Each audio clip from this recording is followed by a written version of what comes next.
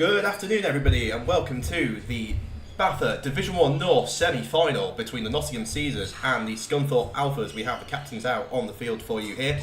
For the Nottingham Caesars, that is number 30, Will Hobbs, number 12, Liam McGovern, number 22, Andrew Wilkins, and number 81, Josh Oliver-Tassin. We will bring you the Scunthorpe numbers as and when we get them.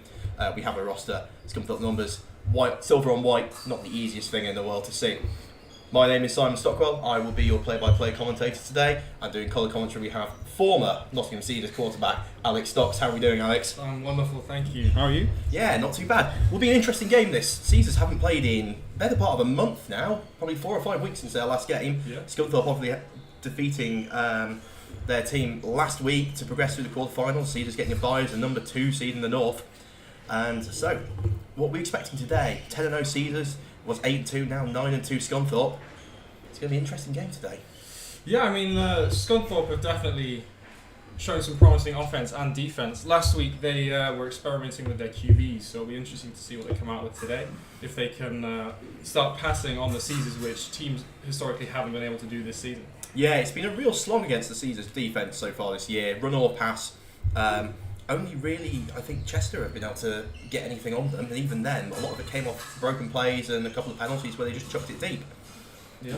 But here we are. We are waiting for the opening kickoff. It looks like the Caesars are going to be receiving the opening kickoff, and we'll wait to see who's going out to return. But by the looks of it, that man, 81, Oliver Tassin, is going back there to return. Dangerous man. The Caesars as well, very used to their throwing the reverses on kickoffs. Yes. They're very, very handy with their special teams. Coach Grant Lawless really working the special teams hard during training sessions, really trying to get that edge to win the games. Definitely. I wouldn't be surprised if we saw at least one touchdown from special teams today. They've got many dangerous men on that special team season. They rep it a lot in training, so it'll be good to see. Yeah, they do. Caesars have had a big recruitment this year. We've counted it up. There is 20 current or former Nottingham Trent University players playing for them today. There is 12 current or former University of Nottingham players or coaches playing for them today. You also have a handful of Loughborough players, Derby players, huge university recruitment this season. And it's really paid off. A 10-0 season, perfect year. And no one really looked like they were ever going to usurp the Caesars. They always seem to be relatively comfortable in their games. They had one game where they defense let in about 24 points, but other than that, Caesars have pitched loads of shutouts, multiple times been scoring 50 on their opponents. But it's time to see if they can do it during the playoffs. Absolutely. So here we are, Scunthorpe breaking the huddle ready for the opening kickoff as the ball falls off the tee. Have a moment just while the kicker resets it. And then we will get playoff action underway here from the David Ross Sports Village in the heart of Nottingham. Checks left, checks right, and playoff football is underway as the ball is kicked deep and it's fielded by one of the upbacks. That looks like Andrew Wilkins taking the ball, trying to pick his way through, and he's taken down for a minimal gain. Big Dan Connolly vibes there on the opening kickoff. It's always a bit up in the air when you kick the ball to a big man, but he held onto it well. A decent return in the end. Yeah, trying to get a linebacker to come out there for a return. Not always what you want to open the game. Though that may be intentional by the Alphas there. Most likely. Trying to keep the ball short. Don't give it to Oliver Tassin. Don't give it to Hobbs. They've scored 3, 4, 5 return touchdowns so far this season. Most of them actually on the opening play. Yeah. So I think that could have been intentional there. So, opening play for the Caesars offense. Let's see what they have. Empty backfield. Quads with a trips bunch to the top of your field. Grant Lawless coming out with the tricky formations already. We've got a motion, return. It looks like a speed option. It's pitched out to number 20, Elliot Harvey. He has blocked, going up the left-hand side. Takes it up the left-hand side, a missed tackle. He's taken down after a gain of 20. As you see Coach Lawless celebrating on the sideline there. That was a really nice toss by Liam. Held it really late, pulled in the defender and just gave Elliot huge amounts of room to run. Yeah, and you've got to say, great blocking as well by the receivers up top. Nobody seemed to be getting anywhere close. They had to wait for the backside safety to come all the way across to get that. So Caesars going with a quick no-huddle offense here, and after a very empty formation, they've now come in tight. They look to have 2 tight ends on the field here. We've got running back in the backfield. That looks like James Draper in the backfield. As the ball is snapped back, it is a pass. McGovern, under pressure, quick, throws it out, and that is complete for a gain of about 8 and 9 there. That is a staple play of the Caesars offense, I think, this season. That little duck over the middle on a short pass is what I would expect to see a lot of today. Yeah, that was Nathan Hall there, the tight end from NTU on the reception. Caesars sticking with their no-huddle offense. They don't go back to the ball, they don't huddle up. Just get up to the line, see what the defense do, and snap the ball. Looks like we've got Welly T here in the backfield, punishing runner there. Caesars, it's not the Scunthorpe Alpha showing blitzes. We've got Oliver Tassin in motion across the field. And the ball is snapped, and that is a handoff to Welly T. Patient behind the line, finds a hole, is going to be held up, but not after a first down. A nice little game from the Caesars there. The Scunthorpe defense showing some reasonable ability to stop the run game, so it'll be interesting to see if the Caesars actually start passing the ball soon. Yeah, it was an interesting run there. Welly T seemed to just stop behind the line, the old sort of Le'Veon Bell, I'm just going to stand behind the line and wait for my blocks to develop. And then as soon as he saw the gap, hit the hole at speed and managed to pick up a gain of about 5 or 6 there. So here we are, we've got really unusual formations here from the Caesars. We've got 3 to the bottom of the field, but an inside stack with Elliot Harvey, and that looks like number 11 there. That's Scott Barnard, the converted safety at the point of the stack there. Fake handoff, and Liam is under pressure and sacked immediately by the Caesars, by the Alpha's defense there. That was a good showing from the Alpha's defense. If they can keep that up today, it's going to be a very interesting watch. Yeah, it looked like a bit of a corner blitz almost off the edge. He seemed to come completely unblocked, 2 or 3 guys straight away. So, second down here for the Caesars. Looks like going to be second down at about 16. What will they do? Still not huddling up even after a sack. Make the Scunthorpe defense stand there, be ready to play. So, it looks like we've got Liam in the pistol, Welly T directly behind him. Scunthorpe showing a lot of pressure up on the line. 1, 2, 3, 4, 5, 6 guys on the line as Liam takes it, boots out. He's got a bit of space, he's under pressure though. And what a, oh! Commentator's curse there. Nathan Hall seems to have the one hand grab and then drops it, but we do have a flag down on the field. Very far in the defensive backfield. Wonder if this is going to be a defensive holding with where the flag is. Yeah, I agree with that. I think it was a nice reverse by Liam. It was a good call, but unfortunately Nathan just couldn't hold it in. So, we're just going to wait and see what the officials do. Speaking of the officials, we have your officiating crew for today. We've got referee Joel Pearson, umpire Mark Ward, head linesman Dave Black, line judge Emma Payne, back judge Mike Crotch Harvey, field judge Jess Alshetta, and side judge Michael Helpfist. So that is your BAFA crew for today. Big crew today, and it does look like they've been given, I think they've been given a first down. We're just waiting for the change. Oh no, still second down. They've moved forward. I'm not entirely sure what that penalty could have been. Who knows? Well, let's play ball. So here we are, Liam pointing it out. Scunthorpe again showing really heavy pressure up at the line. And we have a motion in from Scott Barnard. Fake once, fake twice. Liam under a lot of pressure, rolls out to his right, tries to step up and is going to be taken down. That's a second sack there by the Alpha's defence today. The Alpha's D-line are definitely doing a good job already, really putting pressure on Liam, and they haven't been able to complete anything deep just because he's had no time. Yeah, that was Steve Sowerby there with the sack in the end. And a lot of the Caesars offence this year has been, you know, take the short gains and then when you're ready, Oliver Tassin over the top on a post or a deep fade. Absolutely, but I don't think the Caesars have come across a defensive line this dominant, at least so far from this performance, so it'll be interesting to see how they adapt. Yeah, so here we are, we're going to be third and about 12. Lots of guys in on the line, both sides here. Again, Scunthorpe showing that heavy pressure there. I mean, it looks like a full cover 0 look here. What will the Caesars do? Ball snapped back. It's handed off to number 35 as he takes that up, grinding his way forward, and he's going to be taken down after a gain of about 6-7, but still going to leave him on about 4th and 7 there. That looked like Ben Pugh there carrying the ball. That's a good game of about 6 or 7, like you said, but on a 4th down, do you think they go for it? Well, I think Grant's got the cojones to go for it at this point. It depends what you think about your kicker at this point, really. 25 yards plus another, I don't know, 15, 16. You're looking at about 40-plus yard field goal. It does look like they're going to go for it. It really is the no man's land here. You're not going to punt it for a gain of maybe 10 yards. May as well go for it here. The Caesars have picked up more than 7 on a lot of plays this year. So here we are, double tight end set. McGovern in the backfield. Pugh still the running back. There's a motion by Alex Sowerby, number 21. It seems to be a busted play. McGovern's carrying it, and he's going to lose a few yards. Turnover on downs there for the Caesars on their opening drive. That is a shame. I mean, it shows that this game could well be quite promising. I think it was expected that the Caesars might dominate, but that's not what we're seeing so far. Yeah, it seems to be almost like a busted play. Like we had number 21 Sowerby coming in. He seemed as if he wanted to take the ball, and then Liam seemed as if he wanted to hand off the ball. By that point, the ball hadn't been snapped. So, let's see what the Caesars defence can do. 0-0 after the opening drive. Just trying to pick up numbers here for you on the camera. It's not the easiest thing in the world. Do you think that's number 7 there in at quarterback? Yes. That looks like Mike Sisson, who is listed as a wide receiver, but I believe played quarterback last week as well.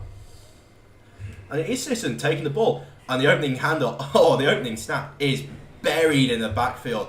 That looked like a dive play, and they've managed to lose 3 yards on it. That is unfortunate. Number 7 has been playing QB on and off for Scunthorpe this season, but usually as the second string that comes in partway through the game. So it's interesting to see that he's now starting. He did have success last game and scored, I think, all of their points. So it's interesting. Yeah, that is interesting. So it's a big first down there by the Caesars defense, as we're going to wait for second down. So I wonder if they're going to be a bit more run heavy if you've got a converted receiver in at quarterback. Well, he has definitely passed the ball and shown that he can complete some tight window throws. So I'm hoping that we might see some short to medium range passes from him. So here we are, doubles with one man in the backfield. Snap back, and it is a roll out to the right as he is taken down by Andrew Wilkins, number 22, the veteran linebacker, straight through the line to take him down. I said a couple of weeks ago Andrew Wilkins had, and I quote, sneaky speed, and he's showing that there. Andrew is definitely a dominant player, and I think we'll see a lot of him today. Yeah, he's really commands from that middle linebacker spot. Sideline to sideline coverage as well. But here we are, this is going to be third down and about, 25 maybe? It's not a good start for Scunthorpe. It is not a good start for Scunthorpe at all.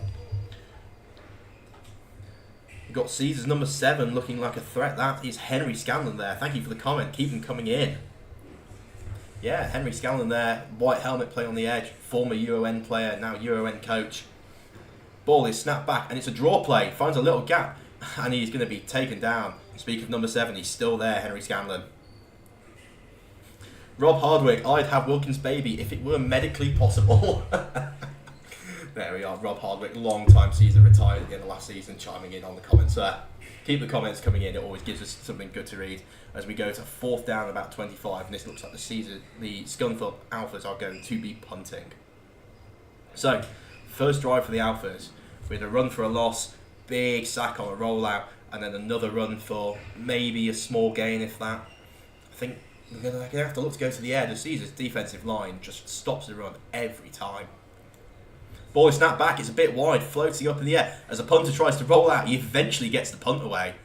And that is going to go out of bounds. We're going to wait to see where the official marks it up, but they seem to be stopping around the 35-yard line. I think the Caesars are going to take over. Waiting to see exactly where they mark it up, because he stood and then moved again. I think they're going to mark it up on the 35-yard line here. So a short field incoming for the Caesars offense. So we've had some completed passes, one just dropped pass, and a few sacks here. Do you think they're going to stick to the run, try and grind out the ball a bit, use Welly T as a battering ram he is, or do you think you want to get Liam's confidence up, throw a couple of short passes, get everything moving again? Well, I think a bit of both, but the Caesars do definitely tend towards the run plays overall. I think 60-70% easily. Yeah, and why wouldn't you with that offensive line and Welly T? And it's another play action by Liam, defend a bit hard as he throws it, and that's complete for a gain of 3 or 4 to Nathan Hall. Maybe that's one of those pitch and catch, get the confidence for both of them back up. Absolutely, I think Liam will be feeling a bit better after that, and hopefully pushing the ball a bit deeper with some medium balls.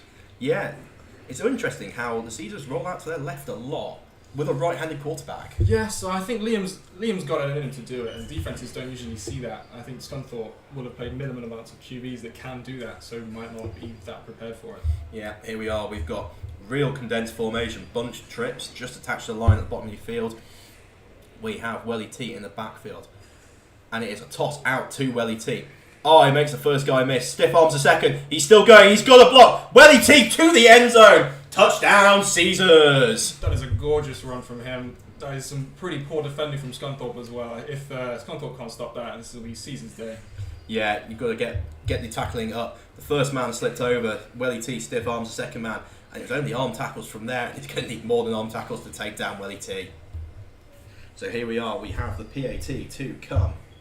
And for this, we're going to switch to the end zone cam.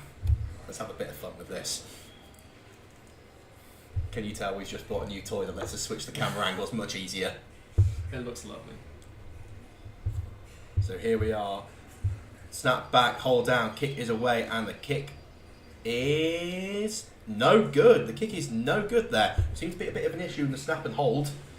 Kick got away, but seems to be no good there. So that is going to be Caesars 6, Scunthorpe 0. A strong defensive showing from both teams so far, I think. If Caesars hadn't got the ball from the 35, it wouldn't have been as easy, but Scunthorpe almost handed it to them. Yeah, I think irrespective of where the ball was spotted, I think Willie T was taking that to the house. It didn't look like anyone was going to stop him. That's true. So here we are, Caesars to kick the ball off to the Alphas.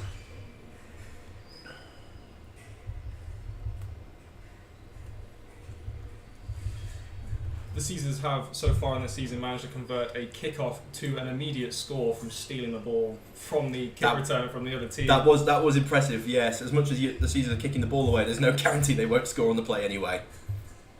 So we are just going to wait for the Caesars to sort themselves out. Slightly unconventional formation from the Alphas. They've got two defenders slightly further up than the rest of them. Typically you see them all in a straight line. And here we go. Caesars coming out with their unconventional kick-off formation to rival it. Double stack all the way across the field. I don't think you very rarely see this, do you? I don't think I've ever seen that. So, Danny Johns to kick the ball away.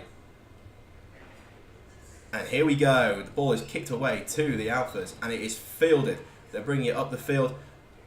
It breaks the first tackle of Scott Barnard and is going to be taken down at about the 25-yard line. So the Alpha's going to take over, needing to drive 65 yards down the field to score. It'll be interesting to see how they change up their offense, seeing as nothing worked last drive for them. Yeah, we had the dive. I mean, the rollout, I think they weren't expecting Wilkins to blitz there. Wilkins seemed to get through completely untouched at speed. Yeah. And then on the third down draw, I think that was more, okay, we've got a new QB in a long yardage situation. Let's just let's take the pressure off him. Let's run the draw and see what we get here. So will the Alphas go back to the ground, or are they going to test Sisson's arm through the air? Let's see. Looks like they're going to go with two in the backfield here. Similar formation to that opening play where they ran the dive.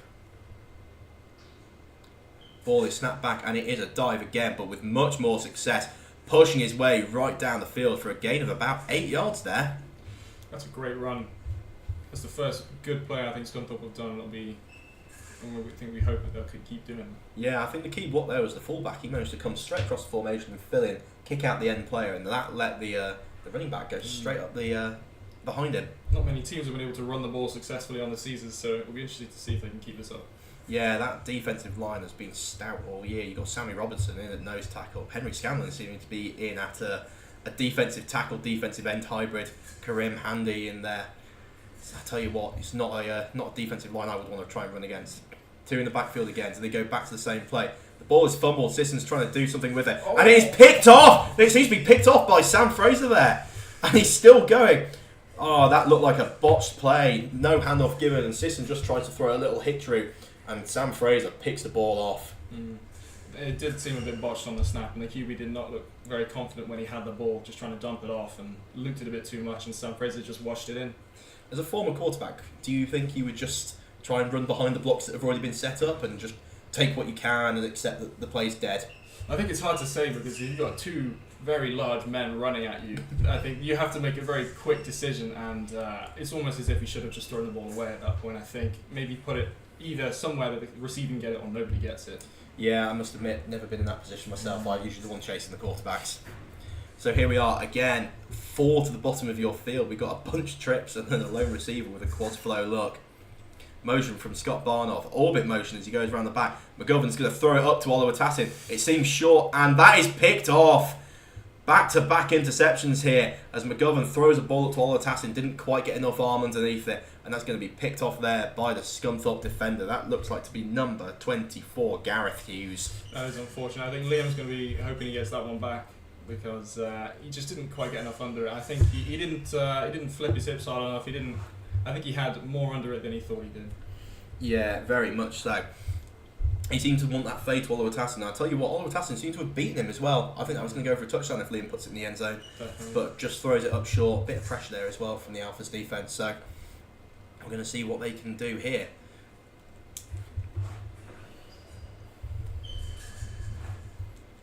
So first down and 10 for the Alphas.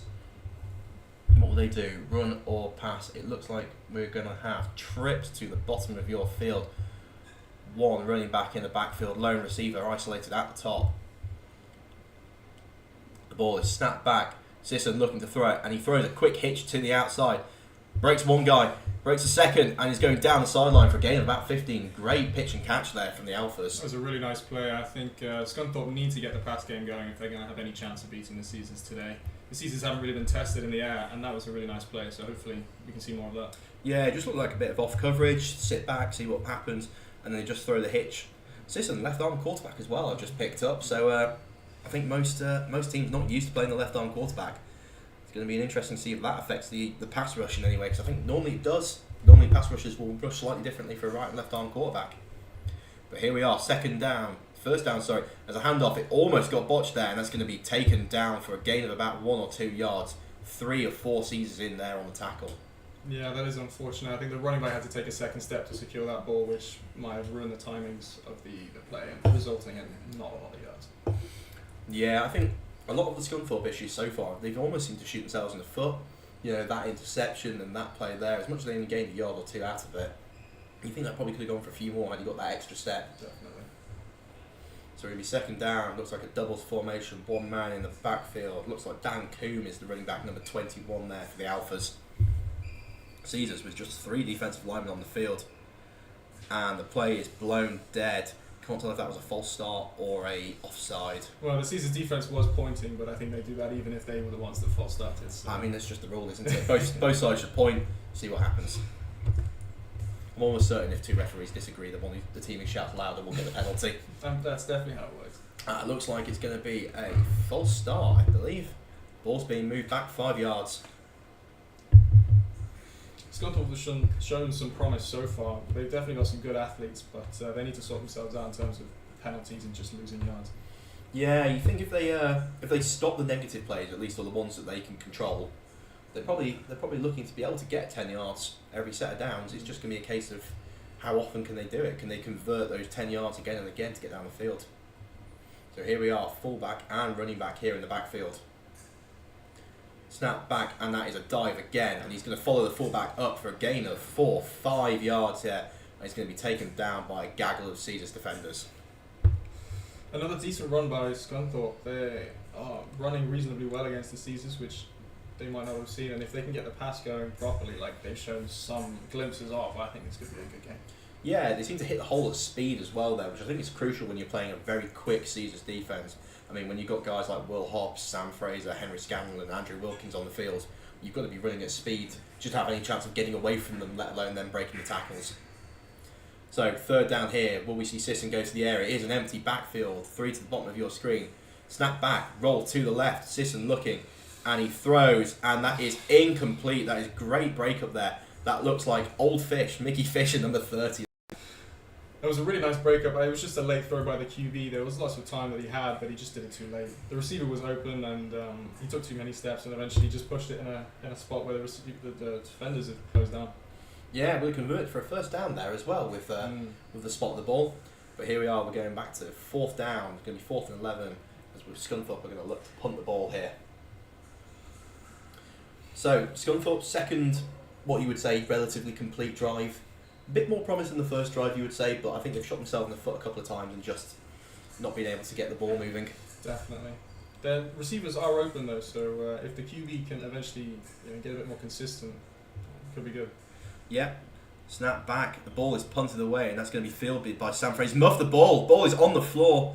It looks like Sam Fraser has managed to recover that ball, but there was big pressure on him to start the snap there.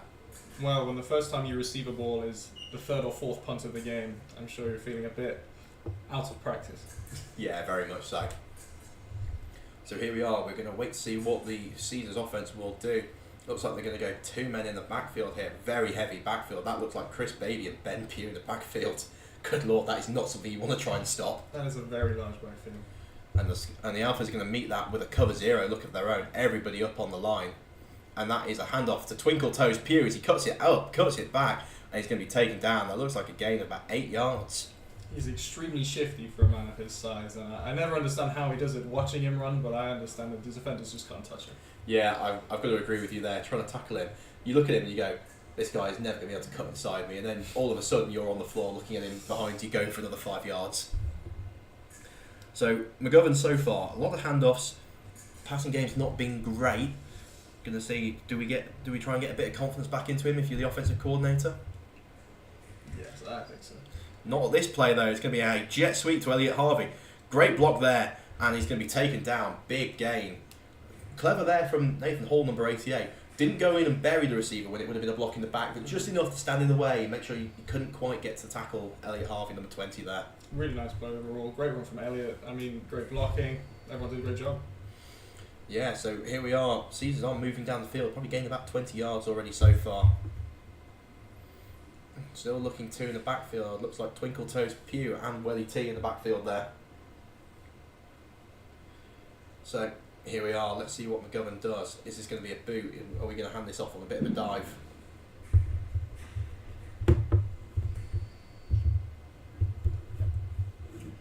And it is a pitch out to the fullback. Excuse me, I nearly said it was a handoff to Ben Pugh. Welly T breaks one man, breaks a second. He's got the left sideline. Can he break a man? Oh, and he does indeed.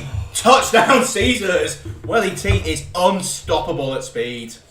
Scunthorpe just don't seem to have an answer for him. That's 2 touchdowns and 2 runs for him. That's not sustainable.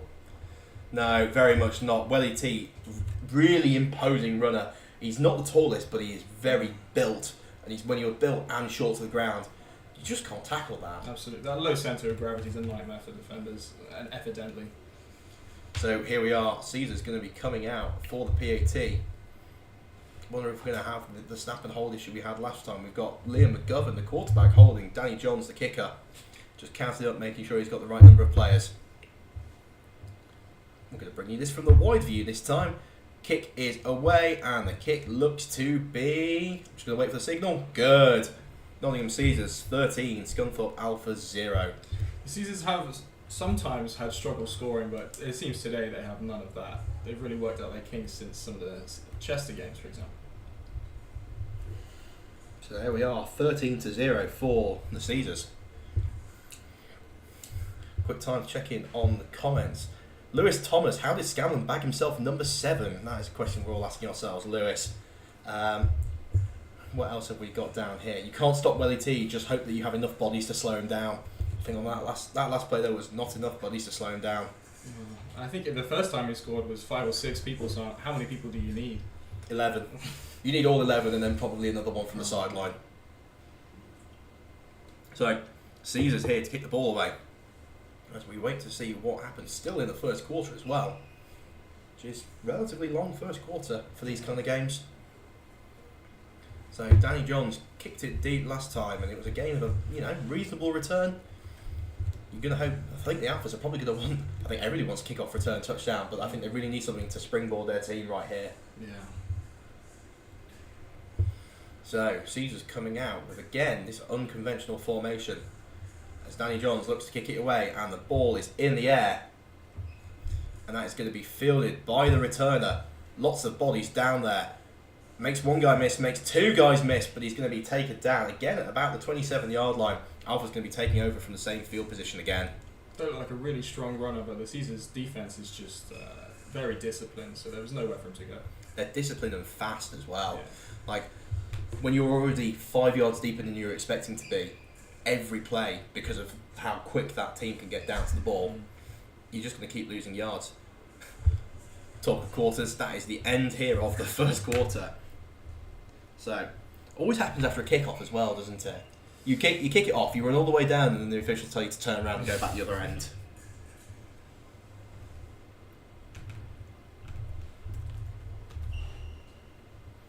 So, quickly update the scoreboard. Second quarter here.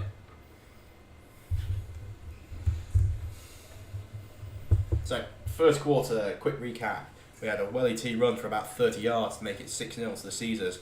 An Alpha's interception and a Nottingham trading interceptions, back-to-back plays. For Welly T again, took it another 30 yards.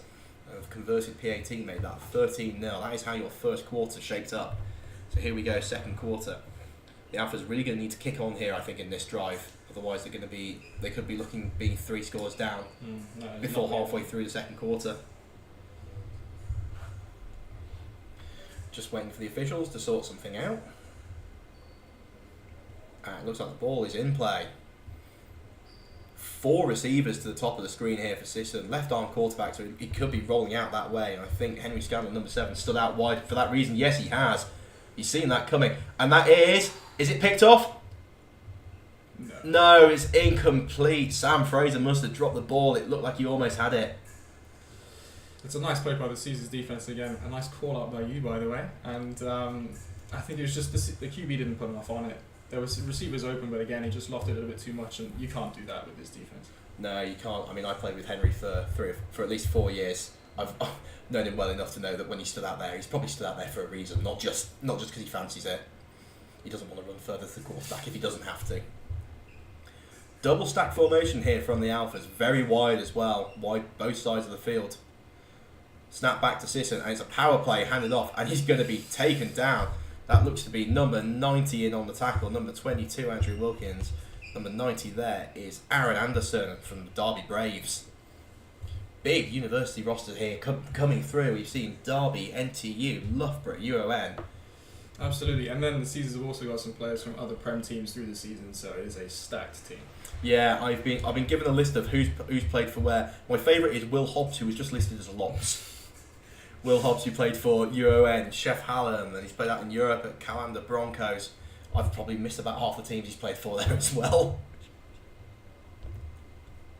Currently on the GB roster as well. Yeah, currently on GB roster, 7-6 against France as well in that game. Really exciting game that was. So here we are. What can Sisson do after that first down? Oh, there was a flinch from the left guard.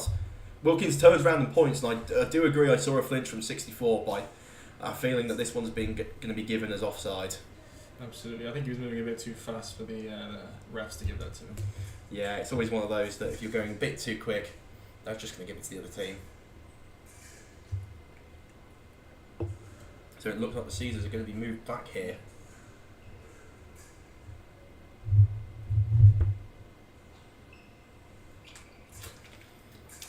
It'll be interesting to see how Scunthorpe try and change it up a bit, because nothing seems to be working for them besides some of the passes. Yeah, they've had a couple of pitch and catches, but then if you're playing off coverage and you're just taking the easy throws underneath, eventually you're just going to get press coverage and you're not going to be able to take it. So the chains stay third down at the top of the screen. Oh, it's pronounced Sison, by the way. My apologies. This is what happens when you get given... I got given pronunciations for 2 of about the 50 guys on this roster. So here we are. Sison to take the ball. People pointing out. People want... Andrew Wilkins wanted the penalty there. It's a jet sweep. Is it going to be the reverse? It is going to be the reverse. Henry Scanlon saw that. He's got that down almost in the backfield, and Sam Fraser comes in to clean up. That's a nice slowdown by number 7. Just gave time for all of the other defensive players to get there, and that play was going nowhere. But absolutely nowhere. I think his years playing Leeds Beckett when they used to throw those reverses as well has come in handy. So here we are, 4th down. 4th down's what's marked on the chains. What are the Alphas going to do? And it looks like the punt team is coming onto the field. A reasonable call, I think. Yeah, 4th down and 15 from your own 20-yard line. Down 2 scores, you don't want to make it anymore. Yeah, not quite the coach who never punts kind of thing, but let's see what happens here. First couple of punts have been really looped ball, getting back there to the punter as well. He's that one recently he had to roll all the way out before punting it. It'll be interesting to see if they actually punt it to the returner this time. Another bit of a loop punt, and the ball is up, and it's down the middle of the field. Oliver Tassin nowhere near that to start with, and he's going to feel the ball eventually as he picks his way through. Makes 1 miss, makes 2 miss. Oh my lord, big block there. Can he take it up the sideline? Oh, there's a flag. This is going to come back, I think. But Oliver Tassin, can he take it to the end zone? He can indeed. I think this is going to be a touchdown given, but then called back for a penalty. Couldn't quite see what happened. We've got a bit of a replay ourselves, and we'll try and pick out what happened here. Josh is not going to be happy with that call. It was a really nice run, but most likely a block in the back somewhere. I'll tell you what, I'm looking at the replay, and if it's been given as a block in the back, I don't agree with it. I don't think any of those were in the back. One of them was with force, don't get me wrong. He hit him really hard, but I don't think any of them were in the back. So, time to see what happens. Personal foul. Oh, a symbol I don't don't know. He seemed to go for the sort of the Hulk smash fist together, and I haven't played football for 10 years. I'm really not sure I've ever seen that one.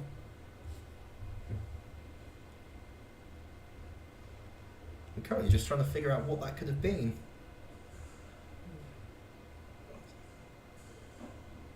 Yeah, even on... So, BAFA have, as part of the officials list, have actually provided us with a list of calls, I think, for people who don't know the sport very well. And it's not even on their list of calls, so I have absolutely no idea what that is. But the Caesars, rather than getting a touchdown, are going to be taking over at the 20-yard line. That's a huge shift for whatever that was. Yeah, maybe a blindside block, but I don't think that's what the signal was. So here we are, 2 tight ends, and that is Twinkle Toes Pugh going to be taking it, cutting it up, makes a couple of guys miss, and he's still going. Going to get 8 yards out of that for what looked like it should have gone for nothing. Caesars again with a dominant run. That seems to be the theme of today with them. They're probably going to stick to it with their limited success passing, but the run game's been really strong. Yeah, the run game has been really strong today. Got a couple of comments coming in. Is it not targeting? No, targeting is when you put the hand against the head, not two fists together. If anybody actually knows what that is, please can you put it in the comments, because I think we're both really confused at this point what that could have been. So here we are. Caesars seem to have shifted to a much more condensed formation recently, haven't they? They started the game with 4 wide, 5 wide, but now you're looking at 2 tight ends and a running back on almost every play. Yeah, well, I think they've gotten quite confident in the fact that Scunthorpe can't stop their run. And I'll tell you what, Ben Pugh manages again to make, I think, probably 3 yards out of what should have been nothing. The defender came in and Ben Pugh managed to make him miss, and it seems that the Caesars are going to get a first down on that play as well. Yeah, the chains are going to be moving. Even when Scunthorpe know the Caesars are running it, they just can't stop it. So I don't see any reason why they would change it. Yeah, particularly when you're 2 scores up. As much as I know we're only in the second quarter, better burn the clock a little bit. Try and get yourself into half time. Maybe take this down the field, get 3 scores up, go to half time, and don't give the Alphas much chance to repossess the ball. So here we are. We've still got a tight end in on the play. Liam McGovern in the shotgun. Ben Pugh in at running back. Alpha's defence pointing at something, but not sure what, as a flag comes in all the way from the back judge. Oh no, he's waved the flag off. He was over enthusiastic with his flag. Looks like we're going to have a timeout taken by the Caesars offence. I'd be expecting a limited number of deep throws for the rest of this game from the Caesars. With how successful they are running the ball and how unsuccessful they've been throwing deep, I think stick it to the short, medium and the runs today. Yeah, very much so. Well, we've got a timeout. Let's bring you a word from our sponsors. The UK American football scene, Britball for All, looks to bring everything from the latest news, fixtures, latest scores, results and pictures from the domestic American Football League, covering adult, senior, women's, youth and junior disciplines. They have your Britball needs covered on Facebook. The United Kingdom drone services are based in the East Midlands. United Kingdom drone services are fully qualified in RTK mapping, confined space surveys, roof surveys and industrial inspections. Whether it's residential, commercial or industrial, contact United Kingdom drone service for all your surveying needs. And finally, the Pizza Box, Nottingham's finest wood-fired pizza. Event catering tailored to your needs, whether that's weddings, birthday parties, hen and stag do's, festivals or any other celebration. You can find them on Instagram at pizza_box_Nottingham or on Facebook or at www.thepizzabox.uk. I should just get that all out in time as the Caesars offence comes back to the field. So here we are, just going to try and remind myself, we are first down and 10 here from the 31-yard line. Caesars again, they've got doubles, tight end out, attached to the top of your screen, Elliot Harvey going in motion to make that trips formation. Back pedal there from the Scunthorpe defender. And Liam throws a little pop pass there to Elliot Harvey over the middle. Like you said earlier, those little stick passes, the short routes being a real staple of the Caesars' offence. They really do like it. They practice it a lot in training as well. And Elliot is a really great receiver that can run them. So, I mean, there's no reason not to do it when defenders will just give it to you. He's great at finding the space as well. Particularly if you've got a guy in front of you, he'll just bring it slightly inside, give himself a bit more space to catch the ball. And he's great after the catch as well. Very nifty runner. Yeah, it's also a route that gives the receiver a bit of choice as well to really sit in that space and find it. So, it works in a lot of different situations. So here we are, we've got trips to the bottom, he still trips to the bottom of the field, but not a bunch. Elliot Harvey going down to play the lone receiver at the bottom of your screen. Looks like James Draper, number 5 there, in at running back. Ball is snapped back. McGovern, heavy pressure, tries to step up and it's going to be taken down. 2 guys off the edge. Looks like the Alphas are bringing a lot of cover 0 pressure here today. That's another big sack from them. They started the game well and then just kind of tailed off a bit, but hopefully they'll be bringing it back more. That looked like Nick Tomaszewski. Thank you for the pronunciation on that one. Otherwise, I don't think there was any way I was going to get that one out. So here we are. We're going to be 3rd down and about 15 for the Caesars. Do you just chuck a ball up to Oliver Tassin here? Give him a 50-50 ball. I know the last one got picked off, but generally, if you get enough arm under it, that's not really going to be an issue. I do agree, but I think Grant would probably be playing this one safe. 2 scores in the second half. Might just be winding the clock down and going again in the second. So, time to see. You think run, I think pass. Let's see what happens here. Oh, I hope it's pass. Oh, it's going to be a false start. Looked maybe like a screen or something. Josh didn't seem to move and Liam didn't drop back very hard, but... Yeah, time to see what's going on here. I can only presume that was a false start, given no, it looks like we've got delay of game. They didn't even seem to take that long either. So, not entirely sure how that one was going to be delay of game, but here we go. Not got a play clock up here, which doesn't help. So 3rd down and even longer now. Trips to the bottom of your screen. I could see this being a screen pass here. Josh off the line. Two receivers up there. Oh. No, it's going to be a run with James Draper, and he's going to be taken down after a gain of about 4 yards there. So maybe Grant just trying to get himself a few yards for the punt. Yeah, I think Grant's playing this one safe. We might see some more experimenting in the second half, but for now I think they want to play safe. Yeah, and obviously the winner of this game is going to go on to face the winner of the Northumberland Vikings against the Chester Romans. I was about to say, Chester Romans, Caesars have played twice this year already today. I'm sure the Caesars would prefer for them to win, having already played them twice and beaten them twice. So here we are, we've got the punter back, just waiting for everyone to sort themselves out. Scunthorpe still showing heavy pressure and still bring heavy pressure even on the punt.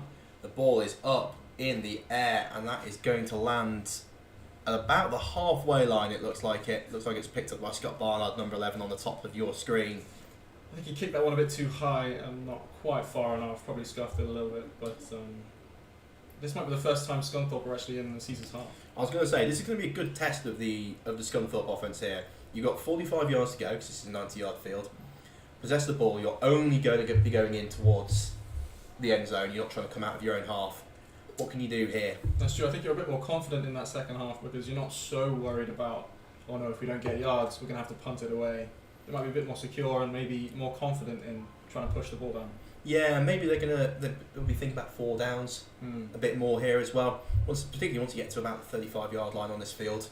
You know, if you punt away, you're probably only going to get about 15 yards. Yeah. So if your 4th down is semi-short, why not go for it?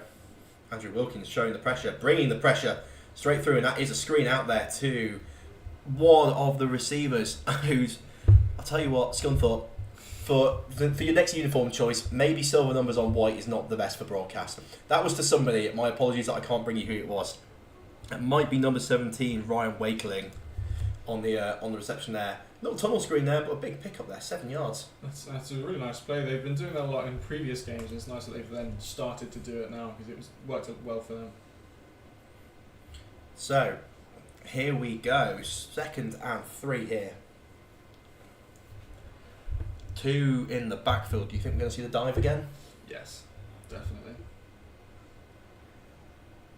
And you seem to be...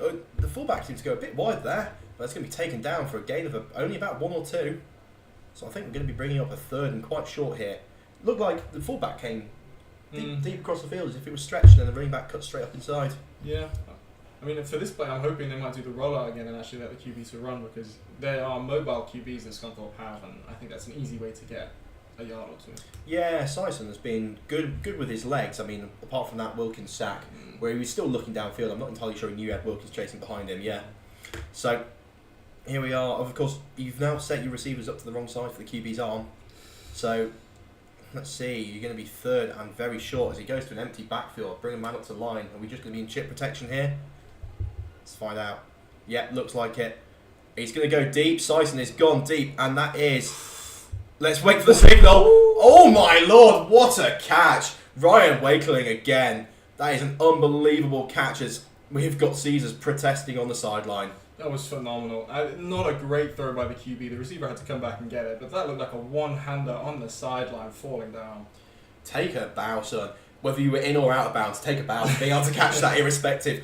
We can't quite see with our camera view here. It's never quite close enough, but whew. That was a phenomenal play. I'll tell you what, that is going to kick the Alphas into gear here, I think. You know, that's the kind of big play that they've been waiting for all day, and now suddenly they're sniffing the end zone, only about 10 yards out. So here we go, one man in the backfield, doubles. Sison hands that off, and he's not quite taken down, and he's going to be brought down eventually. Looks like number 55, Lamy Dimitri, they're bringing him down. Andrew Wilkins not happy about that last play. He went straight up and protested that catch. Scunthorpe are probably feeling quite good about themselves now. What's that, gain of at least 3 or 4 on that play? Yeah. And this is 4 down territory. I would be surprised if they would consider kicking a field goal here. Down 13. We're coming probably somewhere towards the end of the second quarter. So it's time to see. We've got doubles again. Sison, quick rollout and straight through the hands. It's unfortunate. That was number 17 with the one-hander before, so...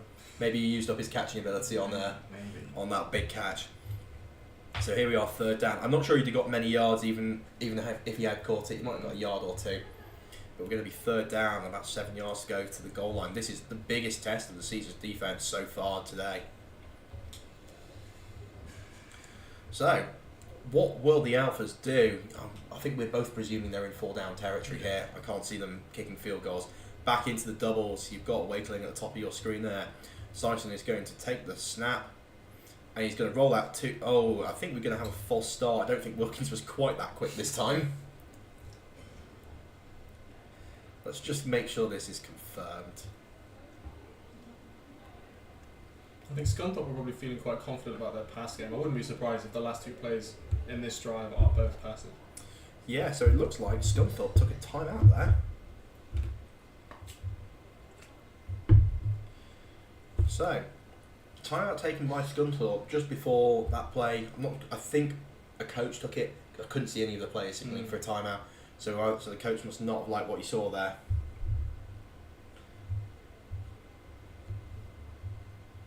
So, time to see what's going on.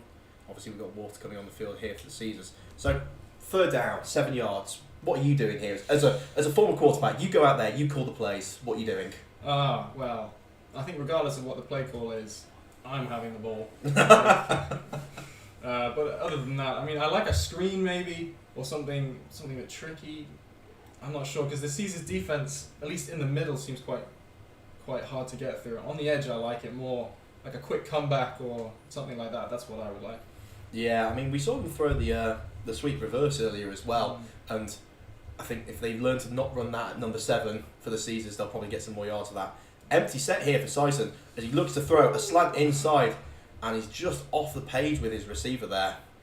That is unfortunate. I don't think even if he put it on the right place, that ball would have been caught. There were 3 Caesars defenders around it.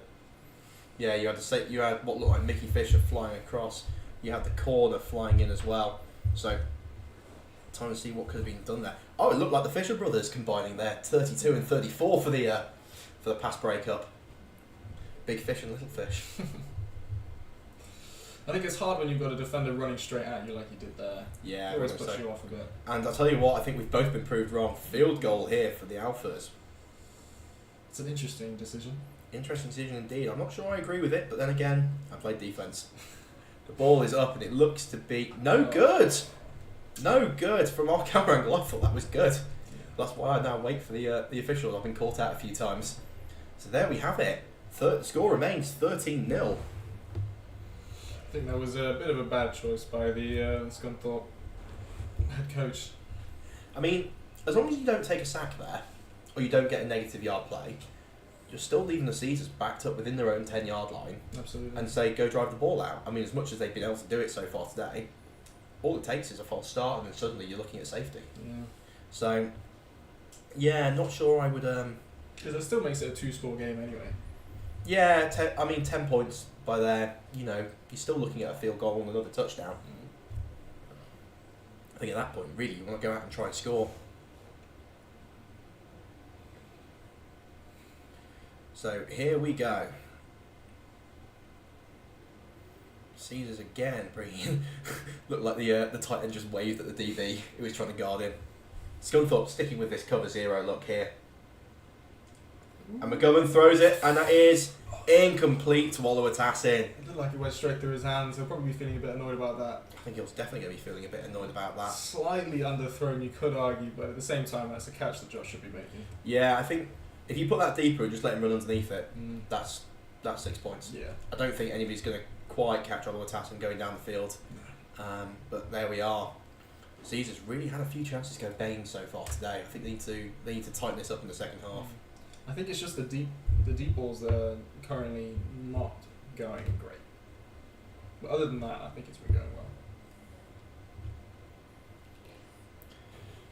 So here we are, second down. McGovern drops back and he throws it, and it's short of Welly T. That's unfortunate.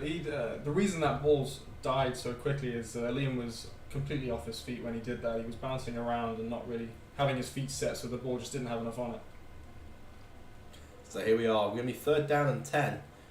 Maybe if the Caesars punt this, Scunthorpe, as much as they missed the field goal, may have made the right decision if Caesars not going to go anywhere. Maybe. I mean, what are you expecting from Caesars? Do you just run it a bit and get a little bit of a brace for your punter, or do you, again, try and throw it deep? You're at the 20-yard line. I don't think it's going to make much of a difference here. I think throw it deep, try and get the 10 yards. As Liam takes the ball, rolls out, he's got Nathan Hall and short flat, and that is thrown incomplete again. It's unfortunate. He had an open receiver about 5 or 6 yards in front of him, but clearly was hoping for a little bit more, for a much tighter window. Yeah, I think I understand the reticence on 3rd and 10 to throw it short of the sticks and try and push it beyond there and make sure you get the conversion immediately. But I think that looked like Hall 88 as a tight end. I think you can make 4 yards with a guy hanging off him. Yeah. I've seen him do it before. I'm not sure that was the right choice by Liam, but we're punting anyway. Let's punt the ball away and see what happens. We've got Tom Gadd chiming in. My boy Wakeling is a certified freak athlete. I mean, after that catch, yeah, I'll agree with you on that one. We'll ignore the drop on screen. Ball comes down short here for the Caesars, and that is going to be eventually down to about the 35-yard line. Andrew Wilkins, sneaky speed to get down there. From long snapping as well, I believe. So here we are. Alpha's going to take over from about their own 36-yard line. So they had that big play on the previous drive. I think they're going to be hoping for that again. Just chuck it up to Wakeling and see what happens. I mean, looking at the time, we've probably got about 5 minutes maybe left in the second quarter. It's very difficult not having a sort of time reference other than the 2-minute warning, by which point you think stuff is already starting to happen. Yeah, and the Caesars historically haven't had much success in defending the deeper ball, so it'll be interesting if Scunthorpe try and push that a bit more. So, time to see. We've got 4 to the top of the screen, 2 Syson's left arm as well. And he's going to roll out that way. It looks to be a bit of a flood concept, but he's not happy, and that is incomplete, just thrown behind the receiver there. That is unfortunate. If you saw at the top of the screen, the receiver running a fade was open after the 30-yard line, and the QB still had the ball, so it's a bit of a misread from him. If I was the receiver, I'd go up to him and say, just throw it up after that, because he had a lot of space. Depends what his arm strength's like. Yes. Maybe he's not quite got the arm strength to go and do that. Interesting to run flood with 4 receivers as well. They seem to have one short, one at about 5 yards, one at about 10 yards, and then one running fade. Yeah. Very congested, particularly on the short side of the field there as well. Yeah. He's got to get it out a bit quicker. I think he was throwing back across his body by the time the ball came out. Yeah, there does seem to be some indecision there. Ball is snapped back. Sison looking to throw, and that's going to be picked off. That looks like Sam Fraser with his second pick of the game, and this is going to go back to the house. Touchdown Caesars. That is a dagger for the Alphas game today. The QB's not going to be feeling good after that. I think he's just thrown it without even reading it. Somebody's just told him, yeah, I'm open, and he's just trusted it blindly. What was that? Oh, hang on, we've got a flag on the field. Let's see what this is. If that's a false start, I think that decision makes a lot more sense from the QB. I'll tell you what, with the way that the official is pointing and he's saying 5 yards, I think they've called offside. Or a neutral zone infraction. Oh, Oh, and I'm just getting the replay of that, and I think if that is called neutral zone infraction, that is one of the tightest calls I've seen. D lineman still had his hand in the dirt. All he did was move his head. But here we are, dive, and that is going to be taken down for no gain. Actually, a loss of yardage there on second down. That is unfortunate. I think Scunthorpe need to stick to the air on this one and just hope that Sam Fraser doesn't keep picking them off. Here's an idea. Look at number 2. Go the other way. He's playing on the top side of your screen at the moment there in the white helmet. Maybe try someone else. So, here we are. We're going to be third down and about 6 here for the Alphas. Time to see what they can do. Still 2 in the backfield. You think 2 in the backfield so far has been run. Basically every time today I think they have 1 pass out of 2 in the backfield so far. Oh, looks like a bit of a hard count there. Quick motion there from Sison to move his fullback across. Ball is snapped and it looks like a bit of a speed option almost, and he's kept it himself. And let's see where they're spotting him. That is going to be, I think they've given him the first down there. It's a nice keeper by the QB. I mean, not a lot of them would put themselves in that situation to have to run through the middle of a defence. And what did you say earlier? Nifty QB, keep the ball. Yeah. And there we are, keep the ball. And that goes for a gain of 7.5 yards when they needed 7. Maybe they're going to go, because it looked like he wanted the speed option, pitch it out there, so maybe they're going to go to that a bit more. Here we are, 1st and 10, just past halfway. Sison throws the ball, and it's just dropped there. I'm not quite sure what he was looking at there as he tried to throw that to number 38, Jackerman. Yeah, it's a bit too much of a lofty ball again. I think he needs to just put more on it or push it out wider, because lofting balls into the middle of the field, or at least middle depth, is not a good idea. I think there was a bit of miscommunication from 2 receivers. They both seemed to run sort of straight down the seam within about 3 or 4 yards of each other. There was 3 or 4 defenders sat right there. So here we are, Alpha's coming out again after that near interception. Like we said, just throw the ball and you've got to hope that you don't throw a pick. Motion across your screen, Sison rolling out to the left. Good contain there from number 7, Scanlon. And that is broken up by number 32, Mickey Fisher. Another ball that could have been picked, I think, if he'd wanted it. Yeah, Mickey came through at speed. I think he was maybe just a step behind it, but managed to get a hand on it to break it up. That's what the DB would call a tactical back down. So here we are, 3rd down for the Alphas. After that very fortunate neutral zone infraction penalty, they've not managed to do anything with it so far. Still in the same spot they were before. 3rd down and 10. Got Wakeling here to the bottom of your field. He's on the other side from Sam Fraser. Will we just throw it up and see what happens? Well, these DBs are playing very off. Yeah, big quarters coverage here from the Caesars defence. Heavy pressure, and that is thrown and caught. But what can he do with it? Because it seems to be a simple little drag route, and he's going to be taken down on the sideline. It almost looked like a screenplay, but in the end he just threw it to a drag. Yeah, I think that was number 59, Boris Gavin, playing his university football up at Durham University there, who managed to get all the way across and tackle him on the sideline there. Looks like a punt, I think. I mean, at this point, I think it's a difficult one. I think you've got to punt it here. I don't think you've got much other option. Especially if, I assume they know what the clock situation is. Yeah, they must know, at least better than us, what the clock situation is. I haven't seen the 2-minute warning yet. So here we are. Again, a bit more of an unusual punt formation from the Alphas. And the ball is up and away, and that is going to bounce out of bounds at about the 15-yard line. Again, choosing to punt the ball away from the returners. Yeah, wide punt to Oliver Tassin. And to be fair, from there you're pretty confident about an accurate kick towards that corner. Yeah. You know, you're thinking, okay, the worst that's going to happen is it's going to roll into the end zone and it's going to be at the 20. Yeah, that's a pretty nice kick given what he wanted. I mean, inside the 20, that's promising for them. Yep, so here we are. We're still waiting on the 2-minute warning in this game. Trying to see quite how long we've got left on the game clock. So you got Oliver Tassin to the bottom of your screen. That ball went through his hands on the previous drive. Got Welly T in the backfield. I think the play calling here will tell us quite how long's left on the clock. If it's pass, you're going to presume that there might be a bit of time. Welly T though, carrying the ball, making it, pushing through a couple of guys, I think including his own lineman, as he goes for about a gain of 4 there. I expect the Caesars is trying to run down the clock now. Yeah, I mean, is this? Yeah, this looks to be the 2-minute warning. We have 2 minutes left in the first half. I believe the Caesars have 2 timeouts, and I think the Alphas also have 2 timeouts. Yeah. So, here we are, second and about 6. Time to see what happens. I wonder whether they'll start, maybe on second down, they might go for a bit of a deep ball, see if they can get some yardage, and if not, they'll go, okay, third down, let's run the ball, see if we can pick up the first. I always love watching deep ball. Yeah. So, I mean, I didn't, not as a defensive lineman. Here we are, 2 men in the backfield for the Alphas. We are second down and 6 as something has happened. A timeout.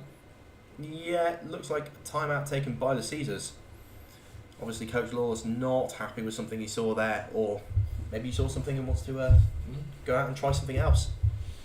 They are giving Josh a lot of room as a one receiver. Not a linebacker or a DB near him, so maybe you're even thinking a slant if you want to really rip it in there. Just cut to a different view while we give you a different view of the field while we wait for the offense to come back out on the field. Caesar's having a very large sideline for a Div 1 team. Yeah, I mean, look at it. You can see all the guys there. You can see the huddle of the defense. That's just the defense in that little huddle. Let alone all the offense, which is just off the screen of the camera. Feels a lot more like Madden when you look at it from this way. I wish we had a sky cam or something that could. Yeah, that'd be great fun. University of Nottingham, if you'd like to invest, I'll help. I'll chip in a quid to start off. Here we are, 2 in the backfield. Looks like to be Welly T and James Draper there in the backfield. Motion by Elliot Harvey, jet motion. Liam dropping back. Good protection this time. The ball is up, it's deep, and it is broken up. Just short of Oliver Tassin again. He got behind his DB. And number 42 there for the Alphas coming through just to break that up. That looks to be Alex Bruce, the DB there. I think the Scunthorpe have been game planning against that play, because even if the ball was thrown in front of Josh, there was a safety on the side that just came screaming across. So I think they definitely prepped against it. Yeah, I mean, if you watch the Caesars tape this year, I think step 1, stop the deep ball. Step 2, try and stop Welly T. Step 3, go from there. Seems they got stuck at step 1, I think. Yeah. So here we are. We are third down and about 7, it seems. Still 2 in the backfield. Maybe the Caesars going to go for a bit more max protection. Send 3 guys down the field. And that is a handoff there to James Draper. And it's going to go nowhere. Gain of about 1 yard. 4th down incoming for the Caesars. Presume this will be the Alphas taking a timeout. Yeah, most likely. I think the Alphas are maybe getting a bit of confidence given the time left and the fact that the Caesars haven't moved the ball, but they'll probably get a good shot at it. Yeah, so that was the Alphas taking a timeout. So, to recap you on this second quarter, not much has happened. A missed field goal from Scunthorpe right at the start of the second quarter. A freak catch there by Ryan Wakeling on the sideline. And other than that, very little has happened this quarter. 13-0 still to score. A few potential picks, but nothing's come through yet. Oh yeah, my apologies, Sam Fraser. Something did happen, but it got called back for a neutral zone infraction. I know the guys often go out and watch this game on replay after they've just played it. So I'll make sure I chip in and mention that one. So it looks like the ball is coming back in play as we've got Danny Johns there to punt away. Scunthorpe again, I think their game plan on defence seems to be pressure, and put more pressure. So the ball is snapped back, Danny Johns gets it away, seems to be a deep kick.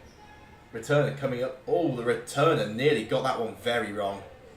Be interested to see. Desperately asked for the ball as if he touched it, but referee saying no. It's worth a try, isn't it? It is. So here we are, we've got the Alphas taking over from about the 25-yard line. What can Syston do with his team? Can he lead them down the field for a quick score before the end of the half? I think I just want to see, a one-step, throw it deep. Because there's been a lot of rollouts, which makes it a lot harder to throw it deep, but that's what they've been successful with so far. Yeah, maybe try and keep him in the pocket. They've run it a couple of times where they've brought the running back up and sort of kept him in as like that little chip protection, then go out into the flat. So maybe they'll do that a little bit more. I think with how deep the DBs are playing as well, they're giving you 3 yards in terms of hitches, or they just don't believe that the QB has the arm strength to zip it in before the DB can get back to it. Yeah, I mean, look at it here. Both DBs, each way are nearly 12 yards off. And speak of it, straight down to Ryan Wakeling at the bottom of your screen. There we are, Paddy Fisher trying to circle him in, and he's got out of bounds. Great play there by Wakeling to get out of bounds as well. Stop the clock. I think the Alpha's got one time out left. Yes, yeah. So, with one time out left, you think, try and get out of bounds where you can, but if you need to take a shot across the middle on a post or a deep crosser, then take it. So we're going to be first down. He picked up enough first down yardage on that play as well. Nice. It was a really nice play call. It's exactly what I think they should keep doing. If the DB's going to play that far off. Tell you what, it helps having a former quarterback in the booth with you. DB seems to have got a touch closer. We go down to another screen. Straight down to the sideline and taken out of bounds there.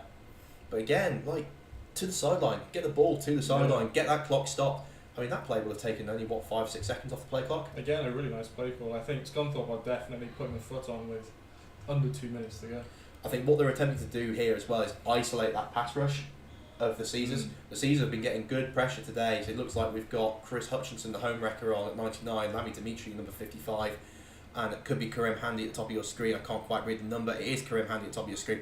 There we are, Hitch again. Looks like he's caught. I think they're going to have to take the time out here unless they want to hustle back to the line. A really nice throw by the QB that was really ripped in there. He's made some lofty balls, but that was a really nice one. I mean, we've talked about the arm. It looks like we're going to clock the ball here. We've talked about the arm strength so far today, and let's just check they actually do spike the ball. No! Sneak. We're both kind of sat here in silence as to wondering what quite happened there. I don't think that was a good idea. Do not think that was a good idea. I think if you're going to try and spike the ball at least, well, irrespective of whether Scunthorpe had taken the last time out, they're going to be forced to take it now with an injured player down on the field. Because it was going well for them. I'm not sure why they didn't just keep doing it. Yeah, I think you'd probably just been better, just spike the ball, take it. Yeah. You're going to be... It was good. Okay, so it was going to be fourth down because they just marked fourth down up on the chains. Yeah. So maybe you're thinking, if we can catch them off guard. I think they had 59 Dimitri in. I know, 55 team there. He's a stout nose tackle of University of Nottingham, formerly the NFL Academy. And having played with him, he's the kind of guy that even if he thinks you're going to spike it, he's still going to go and hit you in the face. So trying to run a sneak on him there is probably not the best idea. Somebody just chiming in with the comments, as soon as you see the spin, yeah, that's Karim. That's what gave it away to me as well. So good to know it's not just me that thinks that. Scunthorpe here come out to punt. I can only presume there's maybe 30 seconds left on the clock. You would think if they had 10 seconds left, you'd probably just try and chuck the ball up deep or throw a screen, then just go and play prevent if you've got to go out and play one more play. What I'm hoping to see from Scunthorpe at some point is when Nottingham give them that really deep DB look, they might try a hitch and go and be really tricky with it, because the DBs, I think, would definitely bite on that. And at that point, it's just, can the receiver catch the ball? Yeah, very much so. I mean, we've seen a lot of DBs driving down routes, so a hitch and go, a slant and go as well. If you want to keep it in the middle of the field, reduce the length of the throw. That ball is punted away, and it's going to be short, and it's not going to be picked up on the hop. I thought he was going for it there, but it's going to be down by the Alphas. Caesars to take over at about 12-yard line. Another pretty good punt as well. Oh, we've got Jamie Gatley chiming in on the comments. I wondered who it was, and he's just made himself known. Caesar's defensive tackle, who can't be with us at the game today. Still watching from wherever he is. So, you've got maybe 30 seconds left, I would guess. What would you do here? Are you the kind of person that throws a screen and hope you can get the blocks in the way, or are you going to just try and throw up a post? Well, I would absolutely just throw it as far as I can, but I think what Grant's going to do is probably just run it down. Yeah, Grant, we always talk about his tricky offensive formations, but there are times when you would learn just as a viewer to be a bit more inventive. Grant's going to watch this back and hate me. Here we are, 2 in the backfield. Looks like only 2 in the backfield. To be fair, that doesn't mean that we can't score on this play. True. Motion by Elliot Harvey. Oh, we've got a drop back pass. And that ball is thrown to nobody. That is unfortunate. I think Liam's going to be annoyed about that one. It's hard to tell if it was a missed throw or just a missed run by 88, but that was not anywhere near anyone. Yeah, Gareth Hughes was screaming through to try and pick that ball up. I just couldn't quite get there in time. Yeah, you can only presume either a receiver's run the wrong way or Liam has looked at something and had no idea what's going on there. could also just be a throwaway, kind of near the DB, given how much pressure Scunthorpe are putting on. Yeah, possibly. Don't get yourself done for intentional grounding, because you'd be looking at being at about 7 or 8 yard line. Again, looks another cover 0 look, as that one is handed off to Welly T, and I think Welly T is going to take that down for a gain of about 3 or 4 yards. It does look like we're just going to be running out of the clock here. So, as everyone goes to the sideline, a recap of the first half. Welly T run for 30 yards, made it 6-0 after the missed PAT, and then the Alphas and the Caesars traded interceptions before Welly T again took it for 30 yards. A 13-0 scoreline. In Q2, all I have noted down is Scunthorpe have got a missed field goal. We have the Sam Fraser pick 6 called back for a neutral zone infraction, and that takes you to a scoreline of Caesars 13, Alphas 0. So Alex, quick recap of the first half. What do you think both teams need to do here at half time? Well, I think Scunthorpe's strength has been when they are successfully passing, obviously, but I think that's where the game is going to come down to. Can Scunthorpe keep putting on the pressure when they pass it and be more successful, because that's how they won the last game, I think, and also some QB runs I'd love to see as well, because that works for them. And the Caesars again don't really come across that very often. When Chester ran their QB, he was very successful, and I think that's the way to go as well. And from Caesars, I mean, all they haven't really been able to do is pass the ball deep, but I don't think they really need to win this one. It's on Scunthorpe more than anything. It's Caesars to lose. It's Caesars to lose, I think, here. So we are going to mute the mic here, and we'll come back to you probably in about 10 or 15 minutes for the second half.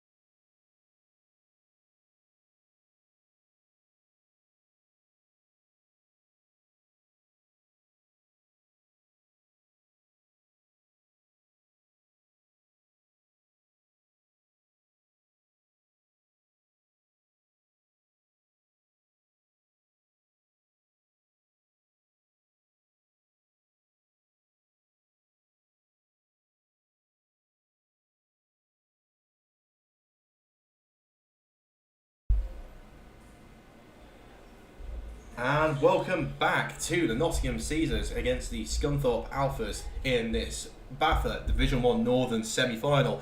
The winner of this game will go through to the promotion game, which is in next weekend. It's next weekend. It's condensed this year. Is it? Okay. It's next weekend and then 2 weeks' time for the Division 1 final. Yes. So, here we are. Still have Alex joining me in the booth here. And we're going to wait to see what the Caesars will do on their opening kickoff. So, we had a quick chat about what we're expecting to see out of both teams here in the second half. I still think, Scunthorpe need to be able to pass it more. And like you said, stay in the pocket. He's rolling out and he's having difficulty actually getting the ball deep, but they do seem to be able to get the ball deep. Yeah, I think staying in the wide areas as well with the DPBs is good. Because, like I said, the Caesars are just taking it for granted, and Scunthorpe have demonstrated that they can test them there, and that's where I'd stress if I was a coach now. Yeah, they've also shown those quick little hitch passes if the Caesars are going to continue to play off. But only a 2-score game. I went down and a quick chat with some of the players, had a quick chat with Andrew Wilkins. You know, he feels like the game's going all right. They just need to keep the foot on the pedal here a little bit. I think offensively, there's been a couple of miscommunications from the Caesars, and they've said that's cost them. They feel like they could have got some much bigger plays out of that had they had the chance of doing that. So, let's hope that Q3 brings us a little bit more action than Q2 did. And we are still waiting. Not entirely sure what we're waiting for here. It's often the case, isn't it, at the start of a half.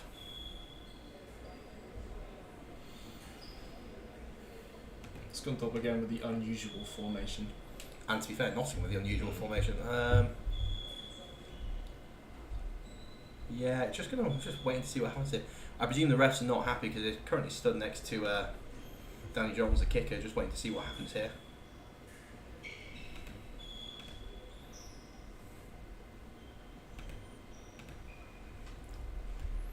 So, we've got a couple of people running around at the top of the screen. Maybe we went live with this a little bit quicker than we would have thought of. What do you want to do to fill the time? You're a quarterback. Favourite passing play? Favourite passing play, all of the deep ones. All of the deep ones. Great. Yeah, pretty much. I presume you don't have a favourite run play. None of them. None of them. Actually, when I get to keep the ball, those are my favourite. Unless it's up the middle, those are the worst ones. So you want read option basically? Yeah, pretty much. If I could just run to the sideline away from everyone, that's my favourite thing. God, get me a job in TV. We managed to fill that absolutely smooth. And here we are. Danny Johns kicked the ball off. The second half is underway in this semi-final matchup. A one hop taken on the bounce, and it's going to be converged on. Oh, it looks like Sam Fraser managed to take his own player out, but he's going to be taken down eventually there. Number 54, number 11, number 7, all there for the Caesars. I think if we've got a little replay here screen that we've got here because the stream is a touch behind. I think you see Sam Fraser get pushed and absolutely wipe out his own player. Taken straight down. So Scunthorpe, they were semi-successful on the ground in the first half, and then less successful through the air. But they quite like those short passes. Yeah, I think it's been hit and miss all over. They just need to get more consistent at something. Yeah, I mean, I think we talked about doing like a hitch and go or a slant and go, something like that, where you could try and test it. But here we are. We've got three receivers. Oh, something's wrong here for the Alphas. I think they're short guy. Got 3 to the bottom of your screen, 1 to the top of your screen, but no 5th. There he is, running onto the field. Oh dear. Not a good start for the Alphas. Yeah, you've had to burn a timeout basically before you've even run an offensive snap. Particularly when you're down 2 scores as well. You worry if that's going to come back to bite them later on in the game. Potentially, it's only going to bite them if they can get some offense going anyway. Yeah, I mean, they drove down to 7 early and then tried to kick a field goal and missed. So, here we go. We've got quads flow down to the bottom of your screen, 3 receivers and 1 running back all to the same side. Syston will roll out that way, and it's going to be incomplete. I think he made the wrong decision there. He chose to get it into the tighter window when number 1 was wide open. That's an easy couple of yards at least, and it's just... I think we've said this about both teams so far as well, taking the tight window throw rather than just take the easy throw, particularly on first down. Keep yourself ahead of the chains, get a few yards, you're probably going to pick up, 3 or 4 yards with the completion and then maybe a couple of yards after the catch. Yeah. It's unlikely he's going to get blasted as soon as he catches the ball. and then you've got 5 yards, you're looking at 2nd and 5 rather than 2nd and 10. Suddenly, your whole playbook's still there. At this point, you feel that, you know, maybe they could run a dive, maybe they could run a stretch or something like that, but you've got to think they're probably going to try and keep going to the air. So, we have the Alphas coming out, double stack formation. They tried this earlier on in the game. Pistol look here from Syston, and he's going to hand that ball off, and it is going to go for a loss of yardage there. We're going to be looking 3rd and 11 here for the Alphas. That is disappointing, and their running back's not getting up. Oh, we seem to have a player down on the field.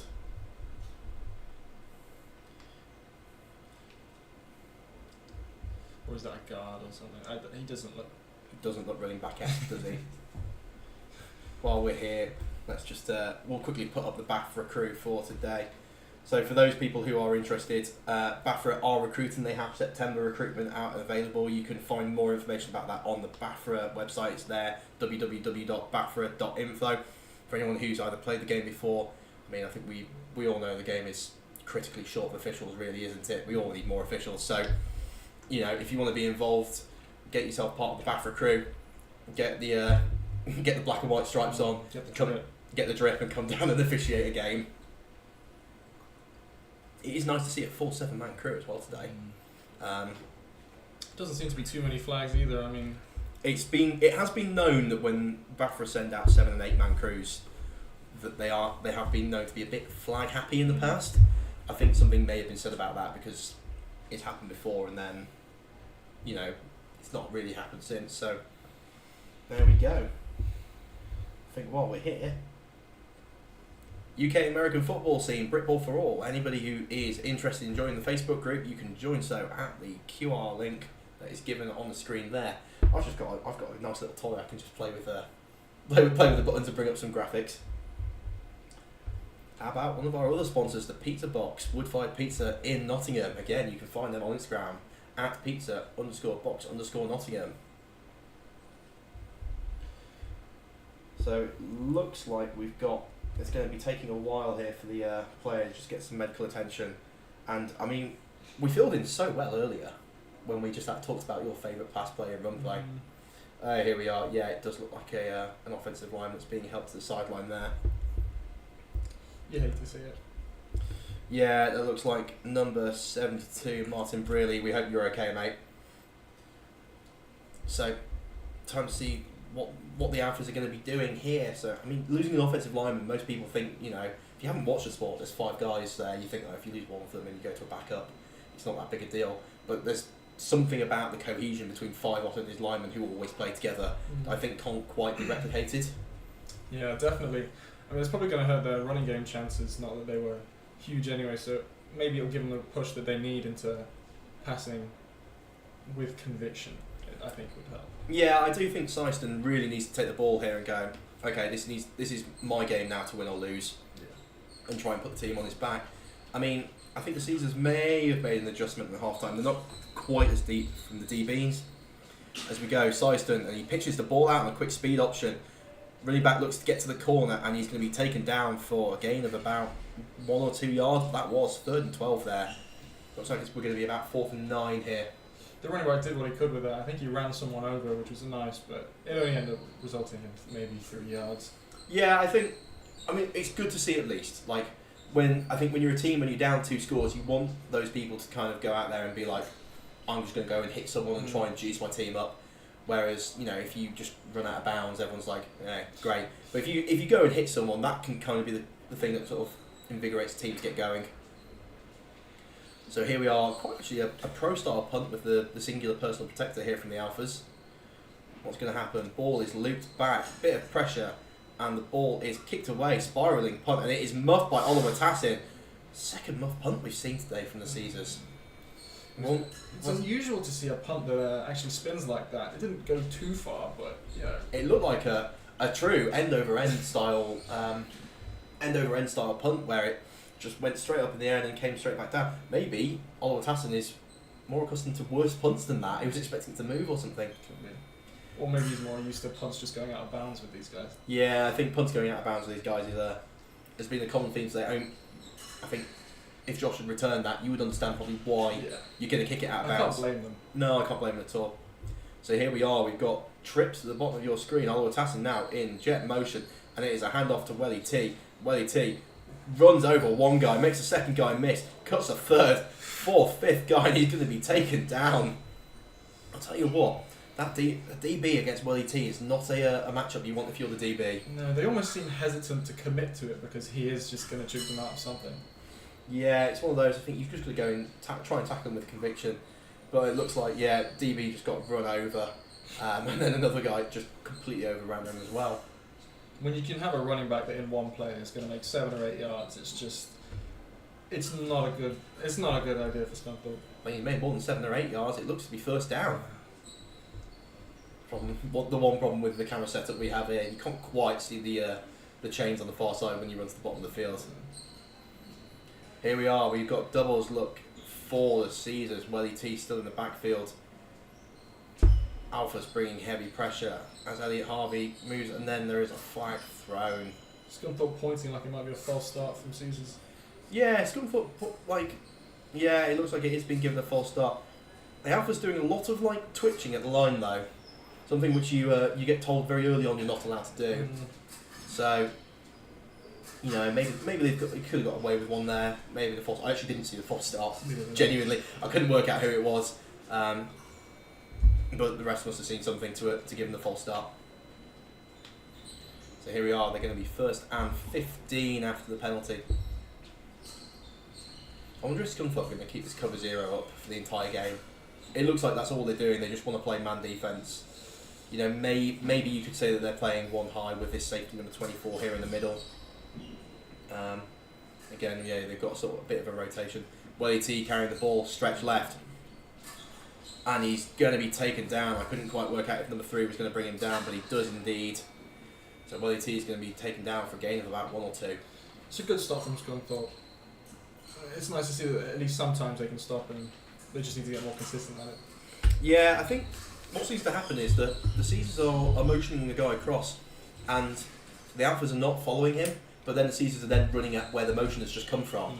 So that defender is now stood there unblocked. Yeah. Maybe that's something that the Caesars now just need to try and game plan, just change that up a bit. So here you are, number 88, Nathan Hall at the bottom of your screen. That looks like Elliot Harvey on the motion. Number 20 there, sets up in the slot right. Snap back, Liam keeps the ball, a little bit of pressure, takes the short route there to number 13, and he's going to pick up a good chunk of yardage there before he's taken out of bounds. That's a good play by Liam. Just a safe pass, only a couple of yards, and he's going to be feeling good about it. Get his confidence up for some of the longer plays. Yeah, it looks like Mark Martin there, number 13, formerly of the LJMU Fury. And yeah, we're going to be, that looks like third down and about 4 here. So, I mean, you've still got realistically all your playbook open. You know, you're relatively happy with everything going on here, I think. It's just time to see what they actually go with. They've got Welly T in the backfield, Elliot Harvey stepping up there into the slot. Yeah, Mark Martin's attached there as tight end on the bottom side of your screen. Got Oliver Tassin in motion all the way from the far receiver left slot. Oh, something has happened. And ball's going to go deep. And that is complete. Oliver Tassin, is he going to be given as a touchdown? Waiting for the signal. Touchdown is given. Time to see what the flag is. I think everybody's a bit confused here. Oliver Tassin sat in the end zone with a DB. Got a couple of Scunthorpe guys just wandering around to try and work out what's going on. It's been given by the looks of it. It's been given it. I'm just checking that the flag was for neutral zone. It does look like it's been given. Oliver Tassin with a big touchdown on the free play. I think Scunthorpe were going to be very annoyed about that. It was a broken play to begin with. Nobody really knew what was going on, and then Caesars just capitalised on it with Josh. So there we are, number 12, Liam McGovern to number 81, Oliver Tassin for the touchdown. Time to see if they can convert it. Defensively, Scunthorpe were looking pretty good up until this point, so they'll be a bit disappointed that that's how they've let it slip into a 3-score game. Yeah, very much so. The kick is up, nearly hits an official on the way down, and the kick is good. That will be your Nottingham Caesars 20, Scunthorpe Alphas 0.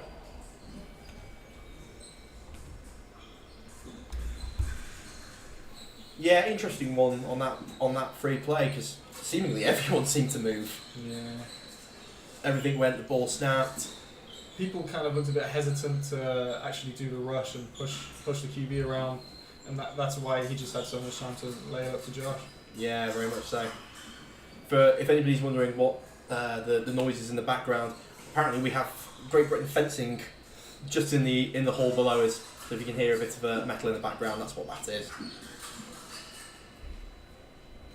So there we are, 22-0, and you just gotta wonder what's going on really here for the Alphas.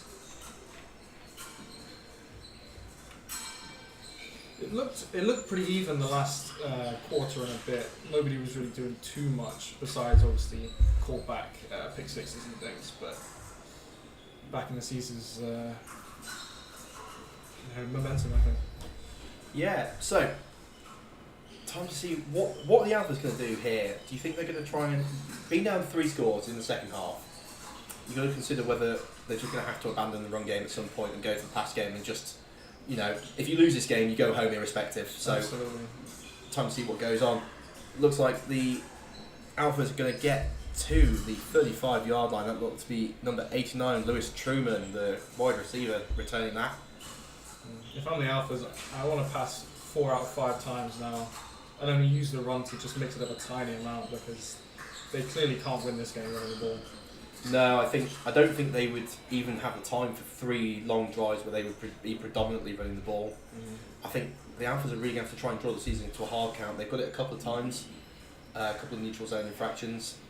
I think that's what really they're going to have to do, and then chuck the ball up and hope. I mean, you're going to get the 5 yards irrespective. They've definitely got some athletes as well, so it'd be good to try and get the ball in their hands.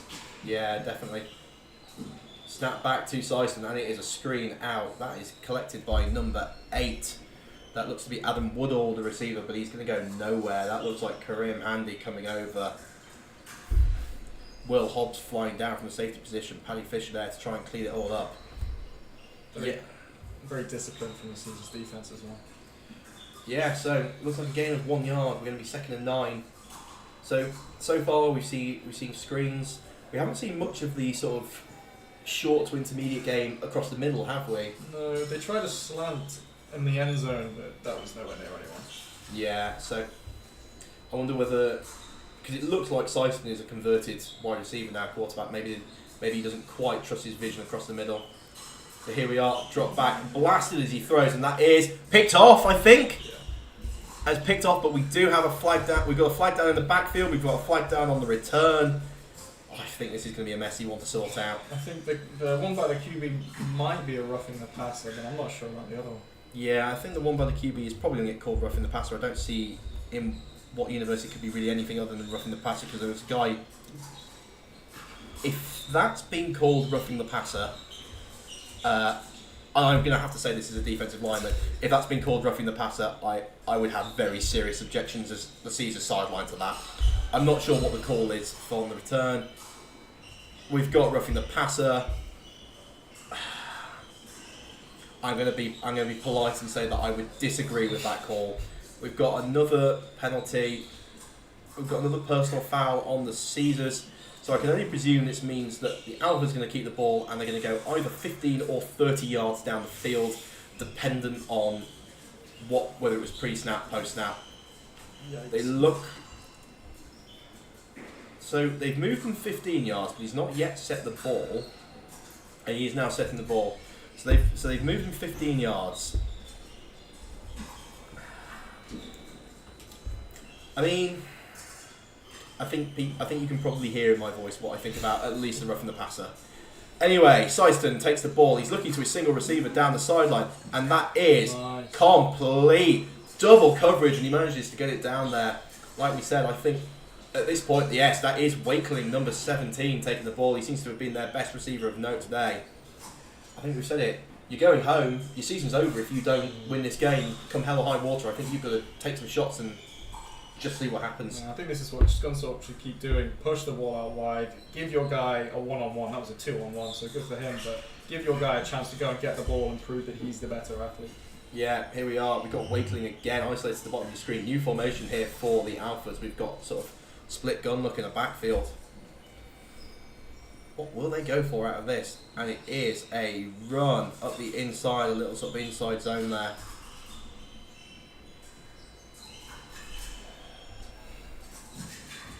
Nice little break up from the passes. I think it's good from Scunthorpe as long as they don't keep doing it. So here we are, we're going to be 2nd and 8. So yeah, a bit of a little inside zone there, new formation, trying to mix things up. I think they already went to the sweep reverse earlier. I always joke that a sweep reverse almost always precedes a double pass, or at least a running back toss pass. I can see that. So here we are, we have 2 in the backfield. Come on, Alphas, make me look like a savant. Not quite, it's going to be a dive up the inside and he decided to run straight into the defender. I think there was a gap for him to take that up the inside, but decided instead just to run directly at the defensive player that was standing there. I think I'd even rather see the QB keep that because, I mean, a successful a QB keep fake with an athletic QB like that would go quite far. Yeah, so we're going to be looking at about probably 3rd and 7, 3rd and 8 here. You're going to presume that... Yeah, you're going to presume... Oh no, 3rd and 11. Apologies. As the ball is rolling away in the wind.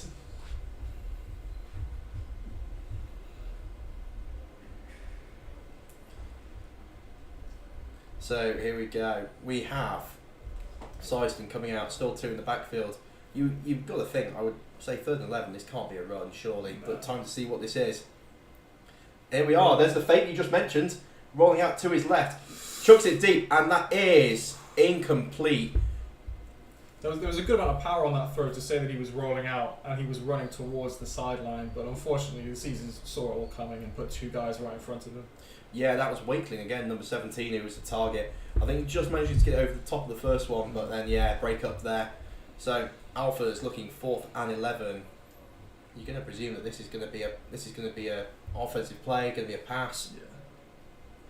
But yeah, it was good to see, like you said. Take the ball, roll out to the left, see what you can do. And the Alphas are just not doing what I'm asking of them. The Alphas come out for a field goal. I mean, it might be a fake.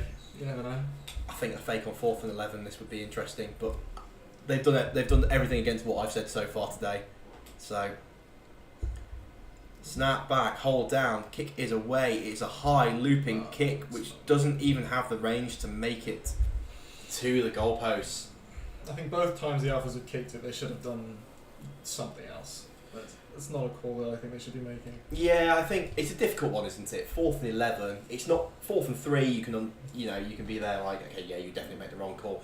4th and 11 when you've had maybe 2 or 3 plays all day that have gained 11 yards. It's a difficult one. But then again, it's still going to be 17 points. It's still going to be a 3-score game. Maybe we're both just slightly more aggressive offensive play callers. Yeah. So here we go. Scunthorpe Alphas coming out on defence. Heavy pressure on the line. 1, 2, 3, 4, 5, 6. Looks like the old double mug look that Mike Zimmer used to use a lot. Got a 7th guy creeping down. Definitely a cover 0 look here. And Liam takes it, and it is all thrown over about most of the players on the field towards Elliot Harvey there. It goes incomplete, just a bit high for him. It's that short pass that they keep doing. They did it twice in the first half. They've come back to it again. Yeah. Unfortunately, this time it was unsuccessful, but for them, it's a staple play that they'll keep coming back to, I think. Yeah. So, 2nd down. I think as well they just want to just roll the clock. There's no need to go into full clock burning mode at the moment. But if you took 5 or 6 minutes with every drive you were on, and just slowly move that clock down, the Alphas are just not going to have enough time to possess the ball to make 3 scores. Fake handoff to LET. Liam boots out to his right. He looks like he's going to tuck and run. He's got a block there for number 13, Mark Martin, as is taken down hard on the sideline. I'm almost tempted to say Liam should have just passed it off to the close receiver. You don't really want your QB getting hit like that. No, that was Cardigan Smith, number 11 there, coming to clean up Liam on the sideline. Yeah, either that or just slide down, take a knee. Or just go out of bounds. Go out of bounds. I mean, I'd stay in bounds, try and keep the clock moving. Yeah. And they said you were a quarterback. Safety first. Safety first. So here we are. We have 3 receivers to the top of your screen. A tight end trips. 1 man in the backfield. Oliver Tassin isolated at the bottom. And it is going to be a handoff to LET as he tries to pick his way through the line. No space there. He's going to be taken down after a gain of 1. It's good to see that Scunthorpe may have found something to stop him. He's not done much this half, although it hasn't been on for very long. So. Yeah, that's true. I mean, irrespective, just taking one of those sort of stretch off tackle runs for a 1 yard gain, that's a win for a defence there. 2nd and 9. Yeah. Make them work, try and make them change things up in their playbook. I think as well, at this point, you know that the run game is the issue, not the pass game, just in terms of clock management and what's been more successful.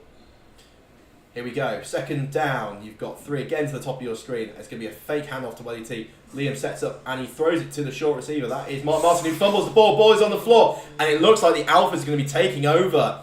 Yes, they do. Alphas come up with the ball as Mark Martin fumbles the ball there.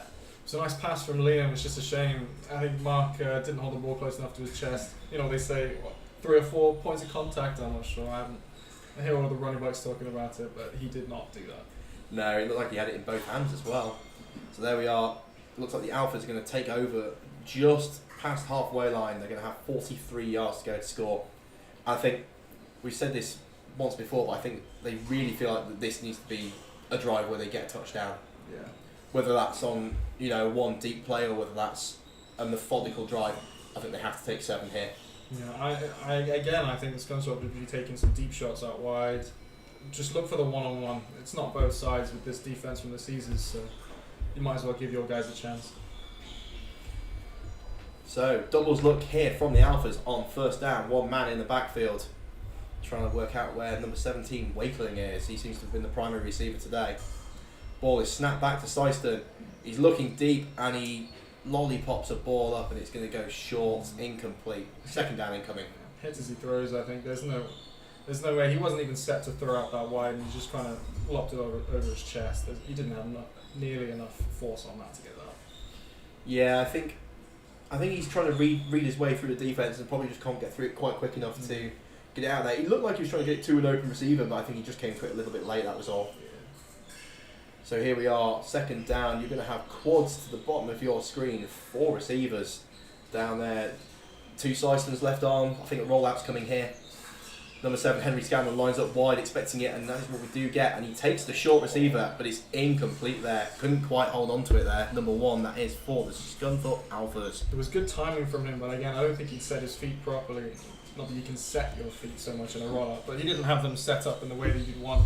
And inevitably, the ball just kind of came out not really where you want it and made it too hard for the receiver to come down with it. Yeah, it was a touch high for Jack Paddington, the running back who was out there as receiver.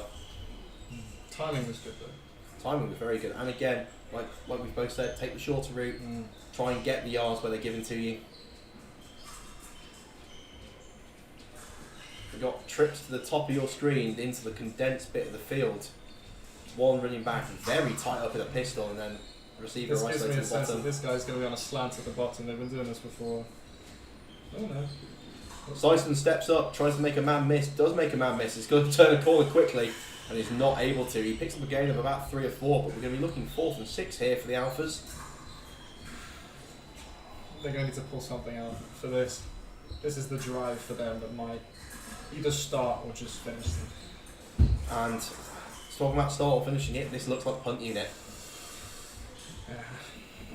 Yeah, I think we're both looking at this going, you really need some impetus here. You need to be getting moving.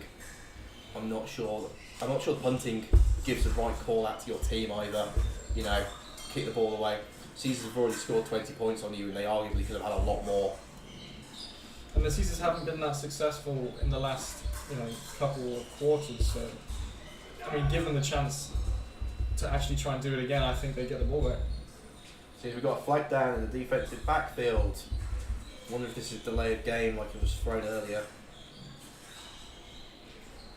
Just gonna wait and see what the officials do.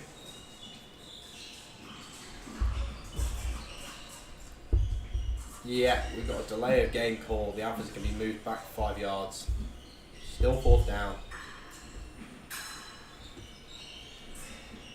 I think at this point now you definitely punt it. Yeah. 4th and 16. It's a bit too far for a fake. Just a touch. So, Alphas punter ready to take the snap. Ball snapped back, probably the best snap they've had all day. And the ball is up in the air. Oliver Tassin looking whether he's going to field it. And that was very close to touching about 3 Caesars players there. Took a nice bounce, and I think that punter's going to be happy with that. Almost inside the 10. Yeah, so the 11-yard line is where the Caesars going to take over. I think at this point, people are going to be running the ball quite heavily. Maybe a bit of that speed option we saw earlier. Let boot out and let Liam, just say to Liam, look, if you get 5 yards with your legs, get 5 yards with your legs and go down. Looks like we've got Chris Baby coming in the backfield. Chris Baby, incredibly imposing runner, given he does powerlifting in his spare time just for a bit of fun. And that beard. And the beard. Indeed, you can't quite see it here, but the beard is something else. Scunthorpe, heavy pressure up on the line. Again, they're putting 6 guys on the line. They seem to be trying to respond with exactly the same number as the Caesars have. Liam drops back, looks for a hitch outside, and that's great work there by Nathan Hall, coming back, managing to box a DB out. It was almost picked if he caught onto that a little bit quicker, I think. But yeah, nice play of the ball. Yeah, great play on the ball there. Oliver Tassin checks into the game here. Runs straight to be the isolated receiver. So, after a big pickup there, you know, you're looking at sort of second and short. Are you a fan of going for a deep ball here, knowing that third down is convertible? I absolutely would, but again, I think Grant's just going to run this. Yeah, I wonder whether we're going to get stretch out to the left-hand side here. Oh, no, Liam looking, sets, throws, and that is complete. And just can't quite tell from the vantage point we've got whether he's been given a first down, just waiting for the signal. But that looked like completion there to Elliot Harvey. Nice bit of improvisational play there from Liam. It was at a really tight window as well. He had to really put that ball in the right spot. And he has an Elliot, safe hands, safe receiver. First down. First down here for the Caesars. So bought themselves a bit of breathing room. If you get all the way through to 4th down, still Chris Baby there in the backfield. I just want to see Chris Baby run the ball. Got number 24 creeping down for the Alphas, and we are going to see Chris Baby run the ball. He gets a big hole, but can't quite break out of the tackle there. Still for a gain of about 4 yards though. Oh, somebody's taking the helmet off on Scunthorpe. Oh, didn't see quite what happened there. But yeah, it looks like we're going to have an injury timeout on the field. Just trying to watch our replay to see if we can figure out quite what happened there. He's been told, yeah, he's just been told that because he's removed his helmet, he's got to go off for a play.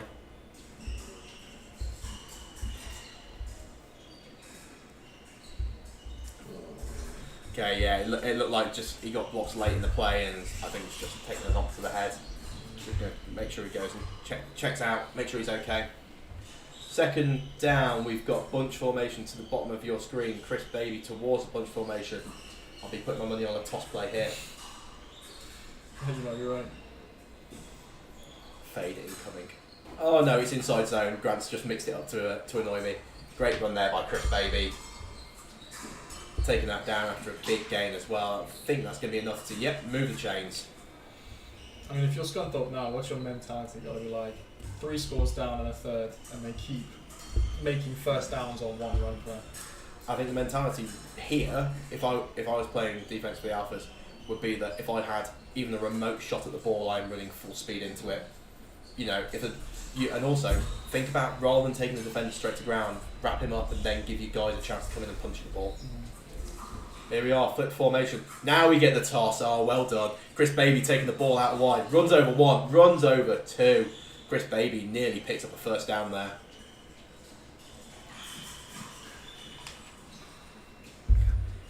I think Grant probably... I wouldn't be surprised if Grant went, I think Simon's going to think this is a toss. I'm going to call the inside zone. So it was a lovely play. It was a lovely play there, both the inside zone and the toss. I think, yeah, the officials are asking for... Oh no, the officials on the middle of the field were asking for the first down. The official on the far sideline was not asking for a first down. Called short. So here, 2nd and inches. This to me screams out for a fade or a post wall or a tass, and you've got no deep middle field safety, and with how you've been running it, third down's very convertible. But do you want to risk potential pick? I'd rather risk it than that, but we've got a flag deep in the backfield as Chris Baby takes a big loss on the play of about 4 yards. Looks to be a sweep kind of play. Yeah, so we've got a flight coming in. I'm not entirely sure what this is going to be. I know I say that about most flights, but we're just trying to figure this one out because they seem to be having more of a discussion than holding, for example.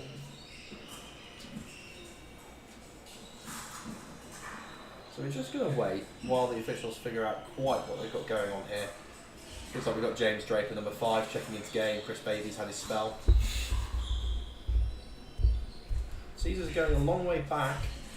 Number 13, Scott Barnard's trying to protest his innocence, so I'm going to presume that that's on him.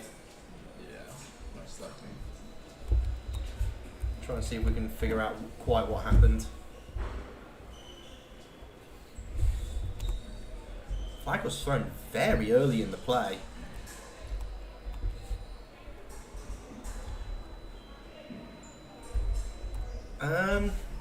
Yeah, we're just trying to watch our stream back and figure out what happened, and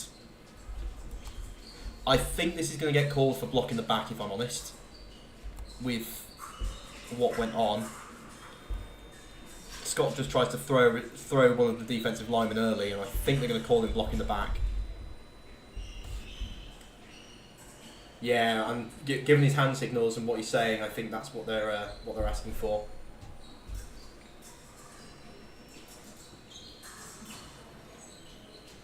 I think my judgment on that would be the penalty has indeed been thrown. Yes. So, just while we fill in and wait to see exactly how far they're going to be moved back. Okay, so I presume that that's a signal for blocking the back then, the two hands together, which we saw earlier, because I think that was a block in the back, and that was a signal that it was just given. So. Who knows? Who knows? Tell you what, we'd be great at live TV, wouldn't we? If something went wrong, can you fill in? We've got Bunch to the top of your screen. Scott Barnard hopefully not going to block someone in the back again on this play. James Draper checking in. Nathan Hall down at the bottom of your screen as the lone receiver. Oliver Tassin takes the jet sweep, nearly fumbles it, manages to almost break one tackle, but he's just about going to be brought down by the Scunthorpe defender. It's well held by number 3 on the Scunthorpe team. I mean, Josh is not an easy runner to just stop with your fingers, and he's held onto him well, and he's eventually pulled him down on a play that could have gone for at least a first down. Yeah, by the looks of it, there was a lot of space. The Alpha's defence were having to flow really far over from the far side of the field, and by the looks of it, I believe we're going to the 4th quarter. So, through 3 quarters, the Nottingham Caesars 20, the Scunthorpe Alphas 0. So, 4th quarter, game plans for both teams. I think, really, Caesars is going to be run the clock out, and the Alphas is going to have to be score fast, an onside kick. Yeah, I mean, Scunthorpe haven't really shown any level of consistency to do a full drive, so they're going to need some kind of turnover from the Caesars to get within the red zone.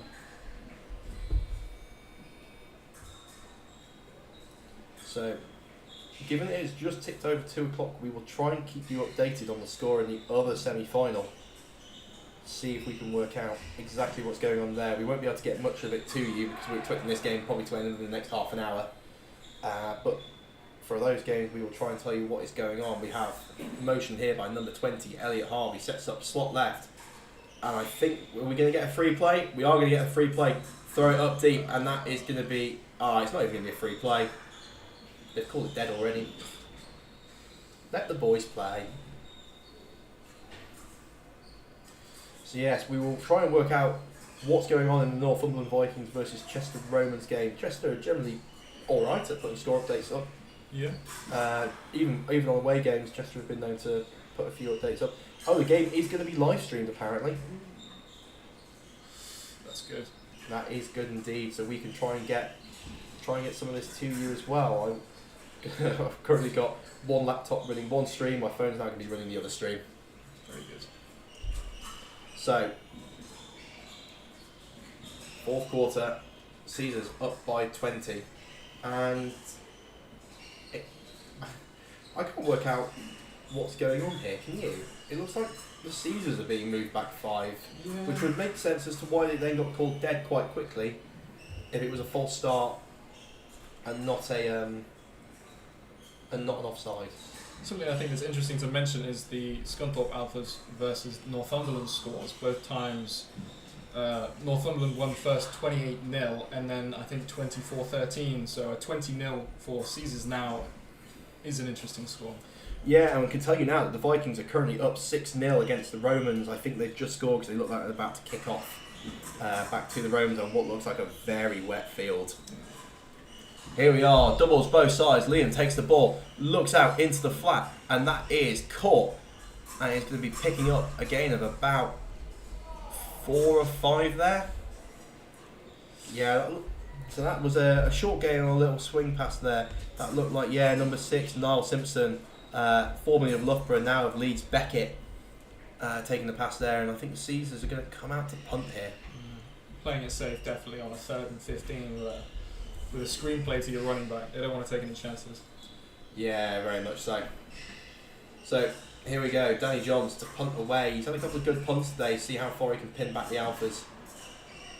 Snap back, and the punt is away. A bit of pressure. Seems to be a high looping punt. The returner wants nothing of it, and it's going to go out of bounds at about the 33-yard line. So really is going to be crunch time now for the Alphas. I think you're going to have to score and score very quickly. You've got 10 minutes left of your season as it stands. Well, I think we've been saying that every time. It's almost makes you think that this might be beyond crunch time for them. But we'll have to see, unless they can do something quickly. Unless they can do something very quickly indeed. I think Syston needs to be looking for Wakeling and just being like, it's me and you, man. Let's go up and let's sort this. So let's see what they do. Huddle here for the Alphas. Caesars defence coming out, 3 defensive linemen, 4 linebackers. Very fluid defence. They'll flip very quickly between a 3-4 and a 4-3 defence. So we've got doubles here for the Alphas. Snap back to Syston. He looks quick and he throws a quick hit just over the arms of the DB. And he gets a good run, and he's going to be taken down out at about the 20-yard line there. That's the biggest play probably for the Alphas all day. That was a really nice throw. There were 2 guys near him, but he managed to loft it over both of them and fit it in. And then the receiver afterwards made a really nice run on it. So great play, and we need to see more of that. Yeah, I think people don't quite realise how difficult the throw that is as well. To get enough power on it to get it to the receiver quick enough, but not hard enough that it just zips too low and DB picks it off. So here we are, still first down. Syston drops back, rolls out to his right, to his weak side. He throws it deep, and that is complete. I think they're going to mark him, and it is complete there. What a catch, and it is that man Wakeling again. A really, really nice throw on his offside, and he's not even really brought his shoulders around. He's just kind of put everything he has into it, and a great catch as well. This is really what we want to see. Yeah, I think it was a great scramble drill as well, because it looked like we had a hitch on the outside and then Wakeling ring a seam at the middle, but he's just converted it into a little comeback sort of out route as he's seen his quarterback scrambling around. Here we are, 1st and goal from the 2. Syston drops back, small roll out left. He's got a receiver deep in the end zone. Do you call that? I must admit, I was gonna say I thought that was pass interference because I don't think the DB's ever got his head round. I mean, I agree. And as much as there it would be 1 yard, it'd still be first down. I think it gives them that extra play. Yeah, I mean, it was a pretty nice throw, giving your guy a chance to go up to get it. The receivers just nailed him. Yeah, it looked like a little sort of switch concept. Yeah, I think maybe they've called it uncatchable if they thought it was a bit too high. Right, here we are, 2 in the backfield. It's the dive incoming, 5 up on the line, 6 up on the line for Caesars. The ball rolls on the floor. Syston's got to do something with it. Rolling out to his weak side, there's a flag down. Syston just chucks it out of bounds. A comedy of errors, start to finish there. Time to see. I think intentional grounding, by the looks of it, has just been thrown there. We've got a flag down at the start. You can't get intentional. Oh, it wasn't in front of the. Didn't pass the line of scrimmage. Yeah, I think. I think the rules on intentional grounding are difficult once you're outside the pocket, isn't it? Because There's a lot going on with very large men running at you. Yeah, I think he made no attempt to get it to near his receiver. I think had he managed to even, you've got a guy like on the pylon. If he remotely attempted to get it down to the pylon, maybe that's not called intentional grounding. He's also limping a bit. I'm not sure he's got up great after that. He's got a bit. I can't tell if he's got sort of knee spot. Yeah, he's really limping on the left leg. Got people chipping in saying DPI all day. Yeah, I think I agree with you on that one. Although looking at some of the comments, definitely an offensive player. So let's wait, see what the officials say, try and figure out exactly what's going on here. Because if they've called intentional grounding, it's a loss of down as well. Oh, we've got our official coming into the bottom of your screen here. Got holding on the offence. I presume that's what the first one is, declined. I thought that was an eligible man downfield, but another. Sometimes wish we had these officials mic'd up. But he signalled he still signalled second down, so I think it must be an eligible man downfield, not intentional grounding. That's interesting. Well, yeah, sure. To be honest, there was so much going on in that play. It was a struggle to see whether there were guys downfield or not. The ball must have been on the ground for at least 3 or 4 seconds. Yeah. Just to let you know, Chester have done nothing with their opening possession of the game and have punted it away. Still Vikings 6, Chester nothing. So here we are. They are going to be, I believe, second and goal. Down marker is just out my field of vision here. From the 12-yard line. 2 in the backfield. Ball on the floor again. Syston dropping back. He's definitely not as mobile as he was. And that is almost complete. Just went through the hands of, I think, both Sam Fraser and Wakeling. It was a nice throw, but again, the defence were expecting it at that time. There's a handoff when the receiver comes around for the corner, and both of the defenders came and sat on that and had a guy already sat in the middle on the other guy, so it was a 2-on-1, and you're not winning that. So here we are. That was third down. That makes this fourth down for the Alphas. I feel like this is fourth and game here, really. They've got about 11 yards to go to try and get all the way down into the end zone. And they are sticking with 2 men in the backfield. Interesting decision. I wonder if this is going to be some sort of max protection kind of thing. You've got Wakeling there, slot right. He seems to be the primary receiver. As he looks up and it's overthrown and that is incomplete. Even over the head of Sam Fraser, who I think you probably would have wanted the tactical back down there on fourth down. Probably. I mean, he did what you were going to hope he was going to do. You know, put the ball up and hope that your guy comes down with it. You're on fourth down, you need something, but unfortunately the ball was too far away for anyone really. So here we go. Caesar's going to take over on offense, and you think now really is clock winding time. Run the ball, protect your lead. Yeah. Live to play next week against either Northumberland or Chester.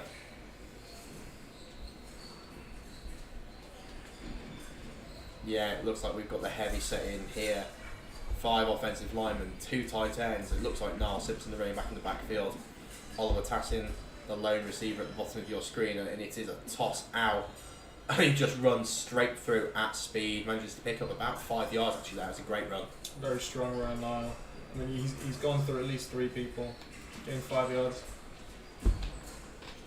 So, second down, incoming. And I presume we're going to be seeing much of the same here. Toss, stretch, a bit of inside zone. Most likely. Probably try and keep your running backs more towards the smaller outside backers, the DBs, and making them run up the middle. Maybe even a screen if we're lucky. Maybe even a screen if we're lucky. Here we are, Liam there in shotgun, Niall next to him. Motion from Oliver Tassin, and it is. Oh no!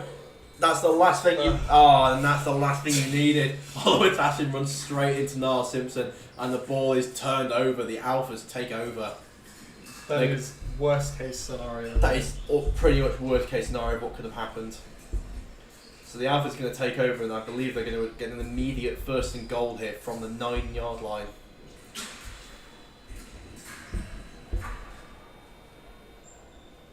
Is 7 coming back on? I can't see him. I cannot see him either as well. I can see Wakeling, number 17.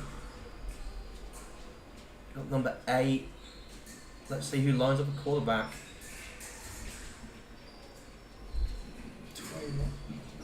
Could be 21 or 1. Let's see who actually gets under centre. I think it appears to be number 1 in the centre. That's the running back, Jack Paddington. So it looks like Mike Syston is out for the game. And Paddington, fake QB draw and runs up the middle. I guess if you're a running back, yeah, fair enough, go for it. He's got a big gain on that, taking that down to about the 4-yard line.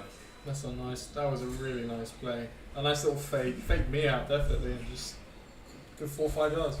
Yeah, so it's going to be second down from the 4-yard line. So Alphas have now had, this will be what, their 5th or 6th play within a couple of yards of the end zone and not yet been able to convert. It's unfortunate. It was promising when they started really passing it, but you know, they kept going backwards on penalties and things. It just ruined it for them. I feel like at this point, passing might be out of the question if you're now at a running back. He is double gloving it. That is a run up the middle. Big push from the offensive lineman. I think he's maybe getting a yard or two. He's going for the Kenny Pickett 2 gloves look. Yeah. I mean, I'd be surprised if we saw any passes from him, but it's a shame. Yeah, it's not what you want to see either, particularly when you're down 3 scores. You've already got what's listed to me as a converted receiver at quarterback, and now you've got your quarterback's gone down and you're now converting a running back in. And all of these plays are going to be really running down the clock as well. Yeah, exactly. I think if I was the Alphas, I'd be wanting to get back to the line fast. You can see the Caesars defense now coming in tight. Oh, nice little move. Will he score? Yeah. Let's wait for the signal just to confirm with the lines on the field. I have not yet seen a touchdown signal.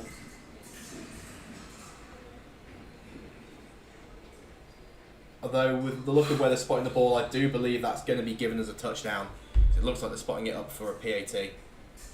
Did you see a touchdown? Didn't see anyone. Didn't see any touch. Maybe it was one of the side judges who was just out of our view. Yeah, Seven's back, so I think his knee's probably good enough to hold, but not good enough to run around. Which is fair enough, to be honest. Holding requires very little effort. So here we are, Alphas to kick a PAT after their first touchdown of the game. Snap is back. Hold is not really down. Syson is just going to get taken down. The poor bloke is getting absolutely beat. You can see his frustration there. Just behind. You can see how much he's limping as well. I mean, to be fair, the bloke's put everything on down for his team today. I think we can probably cut him some slack on a ball that seems to sort of dribble along the floor. So there we have it. Scunthorpe 6, Caesars 20.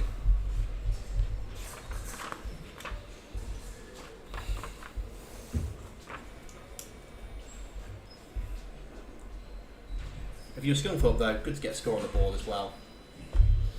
Definitely. I mean, at least they can go home with their heads held semi-high. They were able to do something. It is technically only a 2-score game. Of course, yeah. 14 points. Onside kick. Have they ever practiced it? Let's say, depending on how the camera's going to set up, we might be able to get an end zone shot of this as well for this opening kick-off.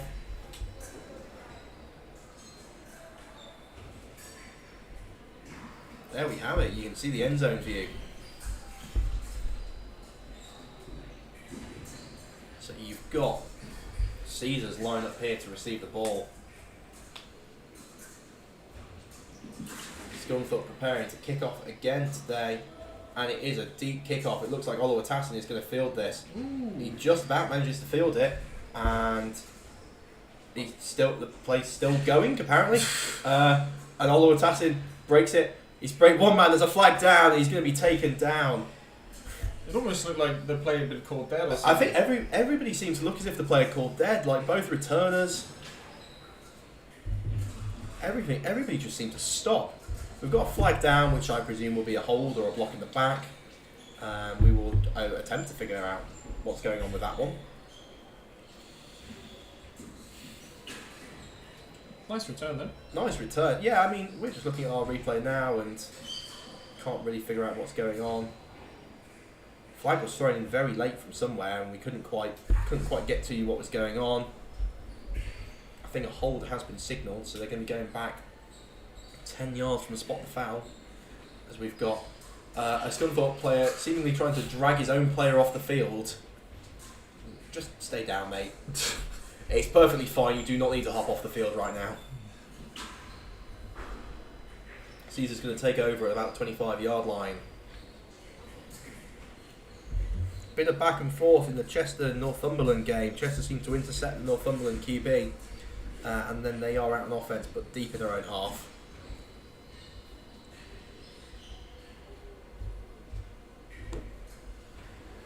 So first down for the Caesars. McGovern signalling something to the sideline. Couldn't quite tell what was going on, but we've got an orbit motion here by Oliver Tassin. And it's a toss out to Oliver Tassin, who's got two guys stood in front of it and manages, I think, to get back to the line to gain. Has managed to, pick up a little bit of yardage. It does look like we've got another Scunthorpe player down injured on the field. While we're doing that, we will try and work out if we can bring in the Caesars Juniors score. The Caesars Juniors currently going to be playing the London Blitz under-19 team in the Division 1 final. There's a national championship going on at Loughborough University today. If we can get you a score before the end of the game, we will do. I'm not entirely sure what time their kickoff was. I think it was 2 o'clock. So we will try and figure out if we can get you a score for that. We are currently both sat on our phones trying to figure out what is going on.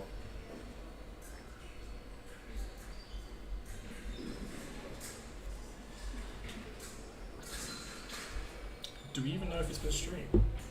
It's being streamed by Onside, I believe, because that's why Matt and Carl couldn't be here today with us. So I will see. It probably go. I think it will be on the BAFA page. But I do believe it's being streamed. Yeah, under-19's Division 1 final. And I'm sorry to say that the London Blitz are currently leading 16-0 inside the first quarter.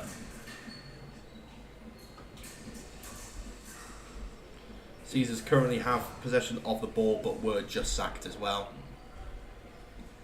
So it looks like we have the Caesars in this game coming to the sideline, taking a bit of water. I think this might take a bit more time than we were expecting. But yeah, so we'll try and keep you updated with three games worth of scores. Let's see what's going on. It does look like the Scunthorpe player is being helped to his feet now, and he's going to be walking off the field.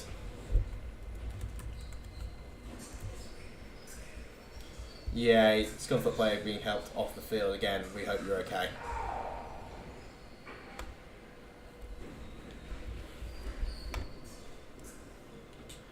So time really running down here in this fourth quarter. Caesars in possession of the football. Alphas really need another turnover, but so far I think they've only forced one turnover today. The fumble on Mark Martin, all the other turnovers have been just something Caesars created. The Oliver Tassin running into Niall Simpson, a couple of the muffs as well that were nearly turned over. Drop back by McGovern, steps up through the pocket, and it is a fumble. It is a fumble. Time to see who's got on the ball. It does look like the Alphas player has recovered it. There we go. Second forced fumble of the day for the Alphas. They've managed to basically do all day exactly the opposite of what I've just said. Well, we're not inside the 2 minute warning. We're not inside, as far as I know, we're not inside the 2 minute warning. I have been caught out before where an injury has happened and they've called the 2 minute warning without us seeing it.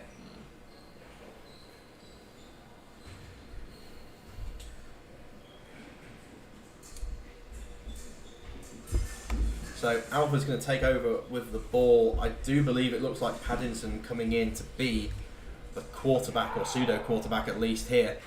No passes thrown so far by him. Are we going to see a bit more of this fake? I mean, you can't even call it a fake draw anymore because you just.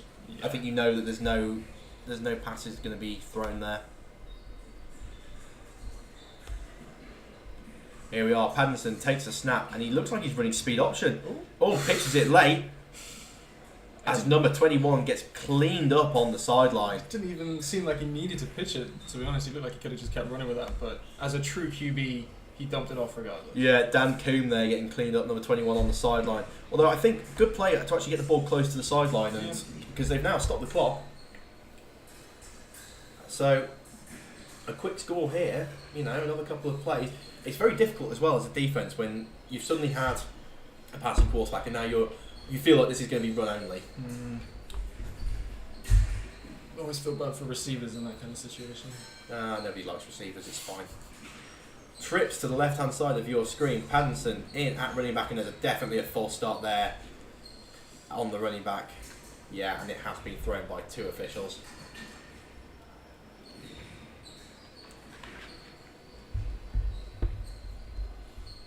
So moving back 5, and particularly when you can't really pass the ball, 5 yards is a long way to go.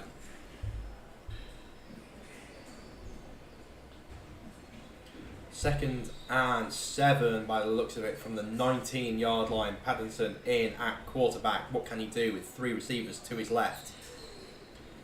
6 men in the box, and it is another speed option there. Taken by number 13. He's got a bit of a lane to the outside, but Sam Fraser manages to get off his block and he's taken down. Does he get out of bounds? No, he doesn't. The clock is rolling. It's a good gain of about 5 back to where they were before. They were flagged, so they'll be feeling a bit annoyed that they could be, stopping the clock with a first down chain move. But yeah, apologies, not 13, that's 33. That is Sasha Parkin there at running back. Paddington in at quarterback. Again, 3 receivers out to the left. You've got Wakeling, who I feel like is not going to have much part in the rest of the game, as we've got, Paddington taking the sort of QB lead on the way out to outside. Great tackle down there by number 32, Mickey Fisher. Paddington got a bit of speed to him as well to the outside. Yeah, and Caesars don't really seem to do well when there's a running QB, so maybe this will work in their favour to some extent. So we are going to be first and goal from the 9-yard line. Clock is still rolling. As far as we know, we're not inside the 2-minute warning. We haven't seen it signalled. But Paddington takes a snap, and it is a handoff there to Parkin, who has got absolutely upended. Legs in the air before the head even hit the floor. I think the defense is obviously reading, run first, so you can't just get away with bad snap, slowly hand the ball off to the running back and then expect him to do anything with it. Yeah, I think right now you need to make sure all of it, the snap back to the quarterback is clean, because you need all the time you can get, especially when you're looking at running the ball like this. You've got 3 receivers against the bottom, you've got the running back set that way. Do you think you're going to get the Q lead again? We've got speed option, and he does pitch out there as he gets cleaned up again by Mickey Fisher. Really solid tackle there. Make sure the running back doesn't have anywhere to go, and we've got a flag down right in the defensive backfield.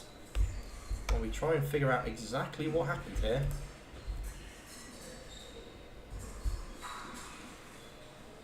We've got number 7, Henry Scanlon, doing his usual finger waving.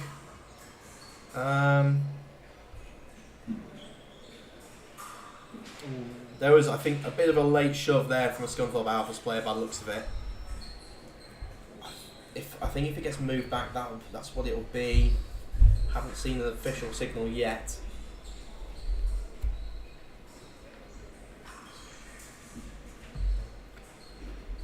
Yeah, I think we've got unsportsmanlike conduct there on a Scunthorpe Alphas player. I presume that's what it was. It's a shame because they are technically still in it. Yeah, I mean, very much without that, I think they were looking at, having a real shot at scoring a touchdown there. But now you're looking at, you've got to try and take that ball from what, 20-yard line, 22-yard line, with no real ability to pass it. And I think the Alphas have just taken the time out here as well. So, quick recap around the league. The Vikings are now 9-0 up against the Romans. And the Caesars under 16s are still trailing 16-0, and that's now in the second quarter though by the looks of it. They have just turned the London Blitz over. Yeah, so Caesars Juniors are going to possess the ball from halfway line, trailing 16-0 in the second quarter. Northumberland Vikings are about to kick it away after kicking a field goal. 9-0 up in their game, still in the first quarter.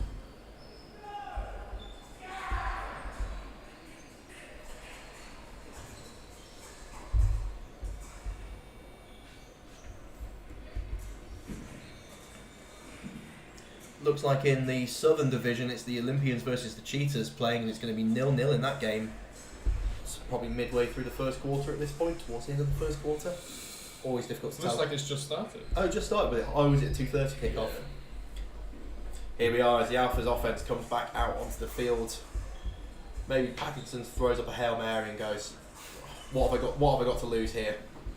I fully back it.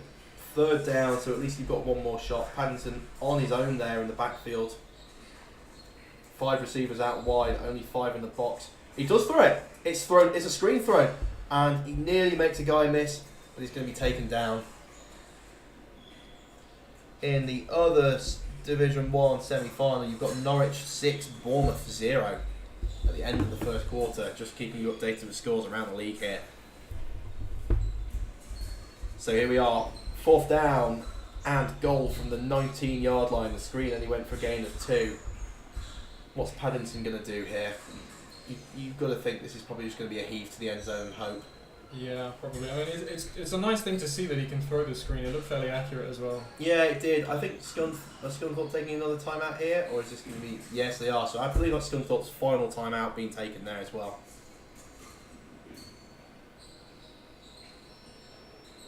Yeah, I would like to think that regardless of position, you've probably got the arm strength to throw it the 25, 30 yards to get it into the end zone at least. You would hope. It doesn't have to look pretty. It doesn't have to look pretty, it just has to get there. So, maybe put your biggest or best receiver, get Wakeling up there, and just say, go get me the football. Just going to wait and see what Scunthorpe do here. But I think overall, the Caesars really need to tighten the operation up a bit in every phase of the game. The defense has been pretty good. I mean, they got left with a short field position for that 6 points, and then suddenly had to adapt to a non-conventional quarterback. So I think you can kind of forgive the 6 points there. But offensively, there's been multiple turnovers. I mean, there was the Liam strip sack, there was the Niall Simpson fumble when he got ran into. There was a pick. There was the pick as well. A couple of balls that just went straight through the hands of players. Yeah, just keeping you updated. Vikings pick off the Romans, so the Vikings offense is about to take over. Here, as Paddington takes the ball, he's going to roll out to his right. He chucks it up, and it's not even going to make the end zone. That is picked off there, and it's going to be returned up the sideline and taken down. That's a really hard throw to ask a running back to make. I mean, he's rolled out a little bit. You've really got to zip that because it was thrown late as well in a tight window in the corner. I think that's just asking a bit too much. Yeah, that looked like Cam Murray, number 23 there, collecting the pick. And the Caesars going to come out on offense, and I would presume they're just going to try and run the clock down, get themselves out of this game without any more injuries. We've got 2 in the backfield. That looks like Chris Baby at fullback, James Draper at running back. 6 up on the line, got a tight end in there as well. Scunthorpe countering that, bringing extra guys down to the line. And it is a handoff. James Draper manages to cut inside the first guy, makes the second guy miss, and the third guy runs over him, and he's going to be taken down, still inbounds. You could see the Alpha's trying to usher him into the sideline, trying to get that clock stopped. But I think he's picked up enough there for a big gain, about 6 or 7. We're still waiting on a time check in terms of 2-minute warning or anything like that.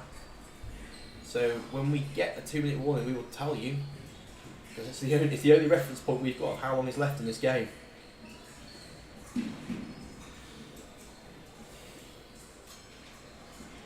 But yeah, I think Caesars just need to tighten everything up, and if they do, I think they could have realistically put closer to 40 points on the board today. Yeah, I mean, even just fixing the deep ball, because there were 2 or 3 occasions where, if you'd hit Josh in stride, then I think he goes all the way. So it's just bits and pieces around the offense, but overall, pretty consistent. Yeah, very much so. As if the officials are having a comfort. Speaking of the 2-minute warning, the 2-minute warning comes up. My predictions have been dreadful today. So here we are. You have 2 minutes left in this Northern semi-final. At present, it looks like the Caesars are going to go forward to play the winner of the Northumberland Vikings versus the Chester Romans in 2 weeks' time. If that is the Vikings that win, they will travel to Northumberland. If Chester win that game, it will be hosted here at the David Ross Sports Village, and we will bring it to you. Snap back, hand off, and he's got a huge hole to run into. Driving the legs, driving forward, and Draper is going to be taken down just past the 40-yard line. Probably marked down at about the 42 there. That was some really nice blocking from the Caesars. I think it feels like the Caesars they've still got a point to prove. But I think Scunthorpe have kind of given up. Yeah, and with that first down, I believe that the Caesars can, with no Scunthorpe timeouts, get into victory formation. If they play the clock right and they can bleed it down, this should be it for the game. You never know. You might keep running the ball and say, look, we haven't played particularly well today. We've not quite stamped the authority we want here. There was some glimpses, but overall it just wasn't consistent enough. Yeah, I think that's been the issue really. It's just been the consistency to be like they haven't chained together a long drive. Their scores have come off shorter bits on the field. I think we're having a timeout taken by the Caesars. Well, that was just a timeout, just to make sure there was no delay of game or anything like that. But yeah, overall, no sort of long-term consistency. I think, which is really going into the Division 1 final, and then, I mean, hopefully if they win that, then into the National Championship for Division 1. That's really what they're going to need. Yeah, and it looks like Caesars are out here in victory formation. Snap back and take a knee. So, it looks like this game is going to be wrapped up as the Nottingham Caesars 20, the Scunthorpe Alpha 6, unless something miraculous happens. Time for the pivotal question. Game MVP for today. Who do you think? It's got to be the running back. What, Welly T? Yeah, I think so. Yeah, Welly T with 2 touchdowns. Obviously the third touchdown there was Liam's pass to Josh Olowatassin on that free play that made it 20-0. I think I'd agree with you, Welly T there, definitely the MVP for the Caesars today. And with the handshakes and everyone going to the sideline, we can confirm that the Nottingham Caesars will advance to the Division 1 Northern final. That is in 1 week's time. Like I said, it will be dependent on the winner of the Northumberland Vikings versus Chester Roman games. Should Chester win, it will be held here at the David Ross Sports Village. If Northumberland win, they will be travelling to Northumberland. And having a look at the live stream right now, I would not want to travel to Northumberland. It is very wet up there. But again, thank you so much for watching today from myself and from Alex. We will see you maybe next week. Maybe we won't. Let's see how it plays out. Thank you very much for watching.